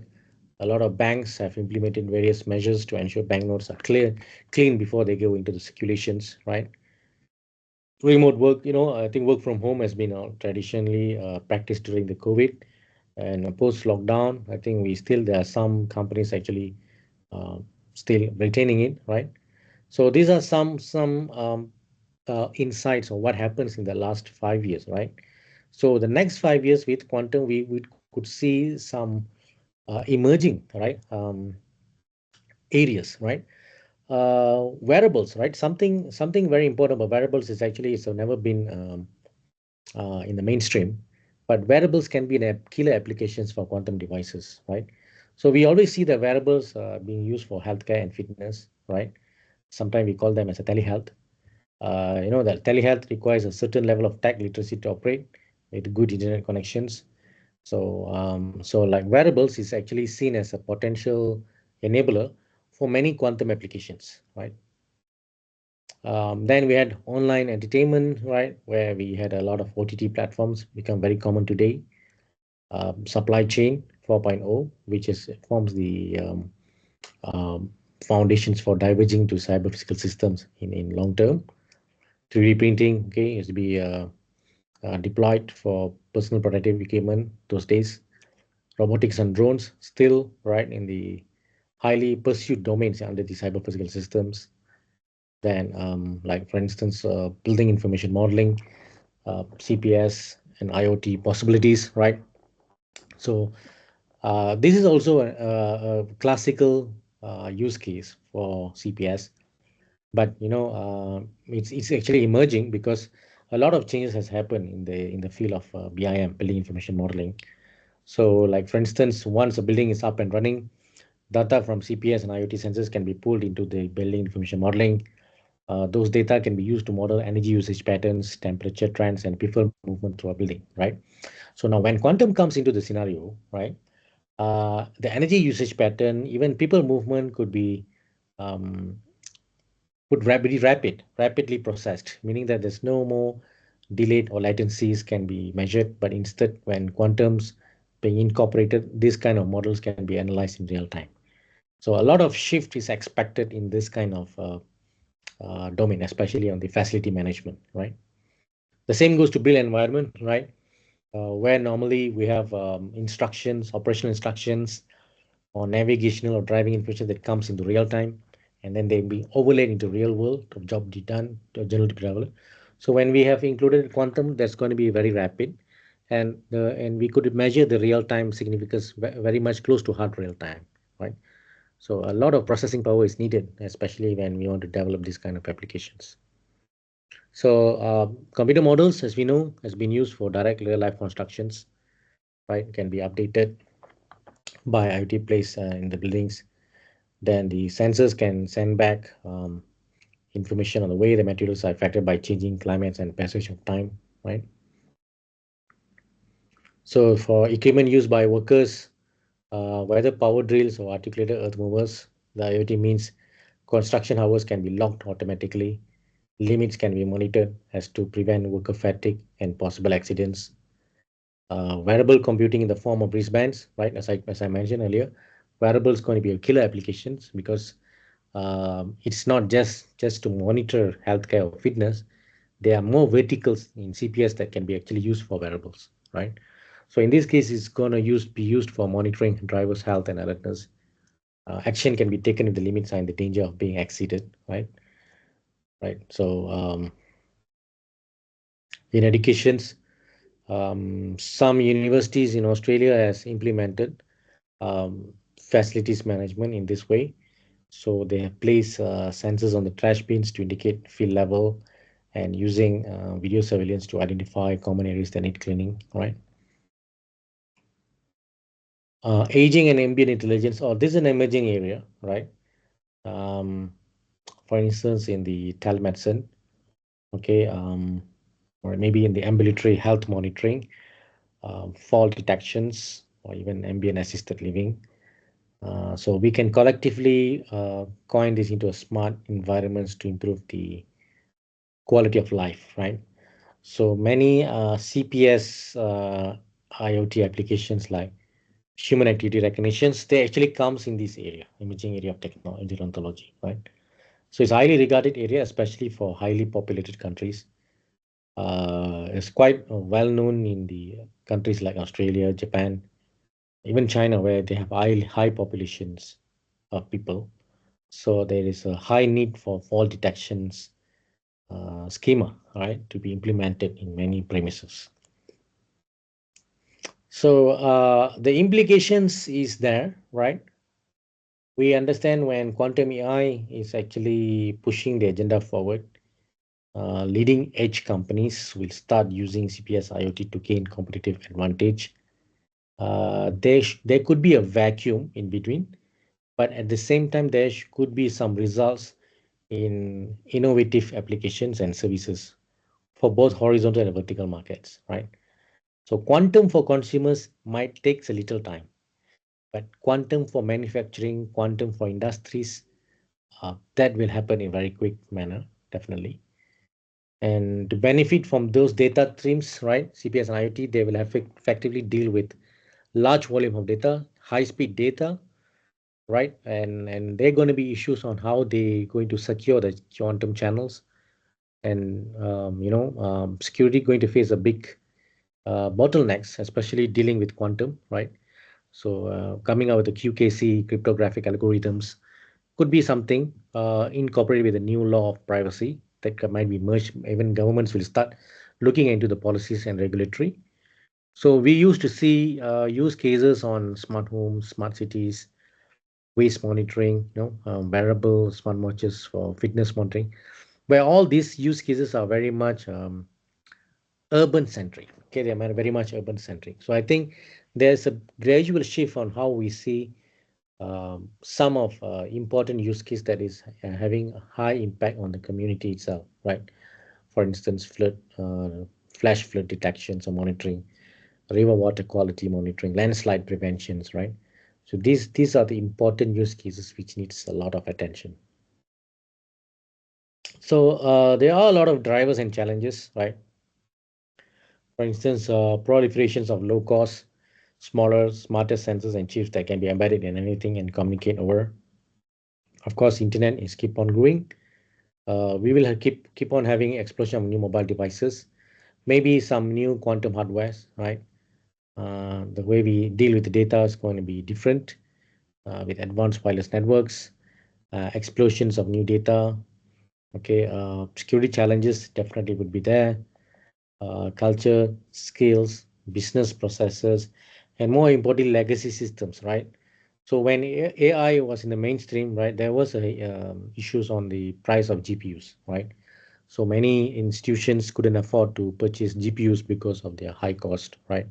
So normally they will opt for high performance PCs, high performance computers, 2 to 3 units in the lab, for running. But having GPUs, and with GPUs changing very rapidly, right? When new GPUs are being produced every quarter, so the return of investment might not be feasible, right? So legacy systems might not be um, favorable. They might see that investment is very high, especially when you want to migrate, right? So a lot of developers or service providers will be thinking on how to complement those legacy systems and the new systems, right? So this has been happening traditionally in the most of the industrial market, right? So a lot of organizations are trying to tell us how the world will be standardized. Probably there'll be Darwinian-like evolutions driven by the market. Consumers might be attracted to applications. Consumers want to buy things that connect. Consumer will keep devices they can trust. So different CPS IoT applications for consumer will succeed if they can connect their devices in trouble-free and secure way, right? So we have seen in the past lots of proprietary solutions have been mushrooming over the past decade. There seems to be little no interoperability between these solutions, and there are also danger of defragmented market, which can be a reality, right? So currently, proprietary solutions are still being developed, but still we have standardizations that are wrapping up at all layers of the stack, right? And that's the reason why you see many tech companies or giants are actually forming consortiums, right? So you see Apple, Samsung, right? Huawei, they try to form their own consortiums to safeguard their proprietary solutions, right? And in future, there should be integration of these standards, right? Like if you read the news today, Google and Amazon are teaming up for cloud integrations, right? They realize that having separate cloud service mechanisms wouldn't be feasible for a cost. So they're now looking at how to interoperate their services, right? So there's a lot of investment going on between Amazon and Google for their cloud integrations, right? So some other research directions that we can see in the CPS IoT is like interoperability, okay, edge computing, semantic technologies, power management, especially on coming out with renewable energy, security in terms of encryptions, cryptographic, architecture and dependencies, human in the loop, right? Setup and implementation issues, context aware, okay, the way we write, the way we analyze the data, aggregate, future extractions, all right, providing context, rule-based schema, probably deep learning, LSTM, right? All this comes under the context aware. Wearable technologies can be consist of designing the system, algorithms, right? Power management, how to ensure your wearables stays longer, right? Without charging. That's a big challenge, right? And all these can boil down to multidisciplinary approach for built environment, social science, business, and life sciences, right? So this is a scenario. If you look at this scenario, this actually happens in a city, right? So there is a home, Elizabeth, right? We call it a smart home. Elizabeth is a patient. She's 70 years old. So she's having some dementia and she has the tendency to fall, right? So no one is around to look after, and probably the owner, the residents, has actually decided to have a full-fledged monitoring systems, right? With the watches, some sensors like temperature, luminosity, humidity, right? Light actuator, fan actuator, and CCTV to monitor the movement of Elizabeth, right? So the moment a fall happens, right? What happens is that um, the sensors data will be actually channeled to the vehicle, the intelligent traffic monitoring, and also the medical center.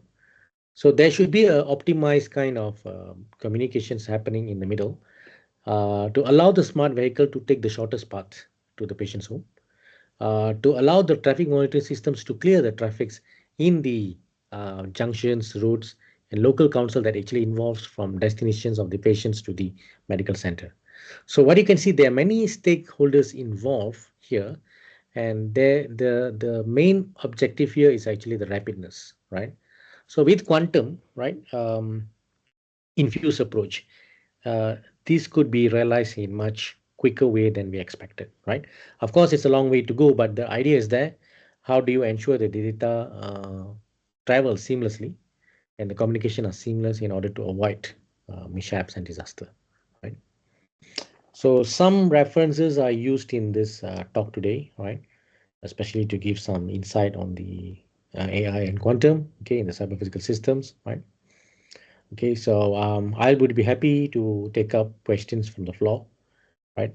Feel free to let me know, right? Okay, thank you very much.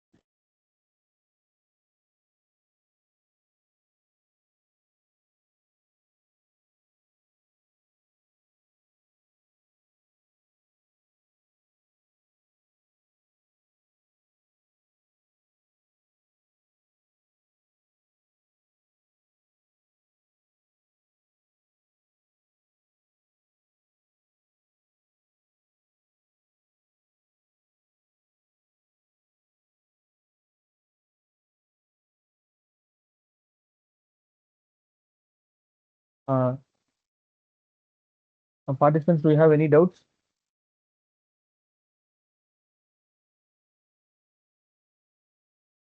Participants, am I audible? Yes, sir, you're audible, sir. Okay.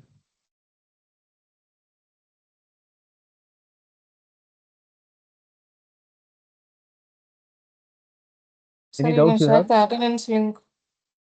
Satish, sir. Hello. Yes, ma'am. Please, ma'am.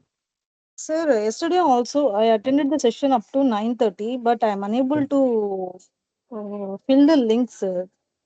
Oh, ma'am, but It's not available itself. no, ma'am, it was displayed, ma'am. It was there for the next half an hour. It was there. We have displayed the QR code where it has got the attendance and the feedback link. Ma'am, it's okay. In the It's okay, ma'am. automatic download of the attendance from MS Teams, if your email ID is listed, we'll consider, ma'am. They will be considering. Yeah, okay. So today also same. That's why I'm. Still, attendance link is not posted. Yes, ma'am. Now Sir, it will be please there. send the link, Okay. sir. That QR code is very difficult to downloaded. Sir, Yes, ma'am. Yes, ma'am. sir, send a link, sir, in a group, WhatsApp group, please. Okay, WhatsApp group, ma'am. Actually, there are yes, ma'am. But ma'am, you just message me in private, ma'am. I'll send you the link. Because we are not supposed to post the link directly in the WhatsApp Ma'am, group, ma'am. you just take your mobile phone and just go to Google and scan it, ma'am. Immediately, once you scan, you will get the link, ma'am. Yes, it is easy only, madam. It's very But simple. that one is Even very difficult for me, ma'am. My phone is not that much of version. okay. Okay, ma'am. Ma'am, you in that case, you just message me in private, ma'am. I'll send you the link, ma'am. Okay, No worries, sir. ma'am. Thank you. Thank you so much. Thank you, ma'am. You can also do it through your Google Pay, ma'am. And if you can't find the scanner in your mobile, you can also Google go to your Google Pay, and you can use the scanner to scan the QR code. Okay, sir. I will try today. Okay, thank you. Thank you. But I'm adding now, ma'am. And now you can see the QR code is listed here. Participants, you can take this QR code, scan this QR code to get the feedback link.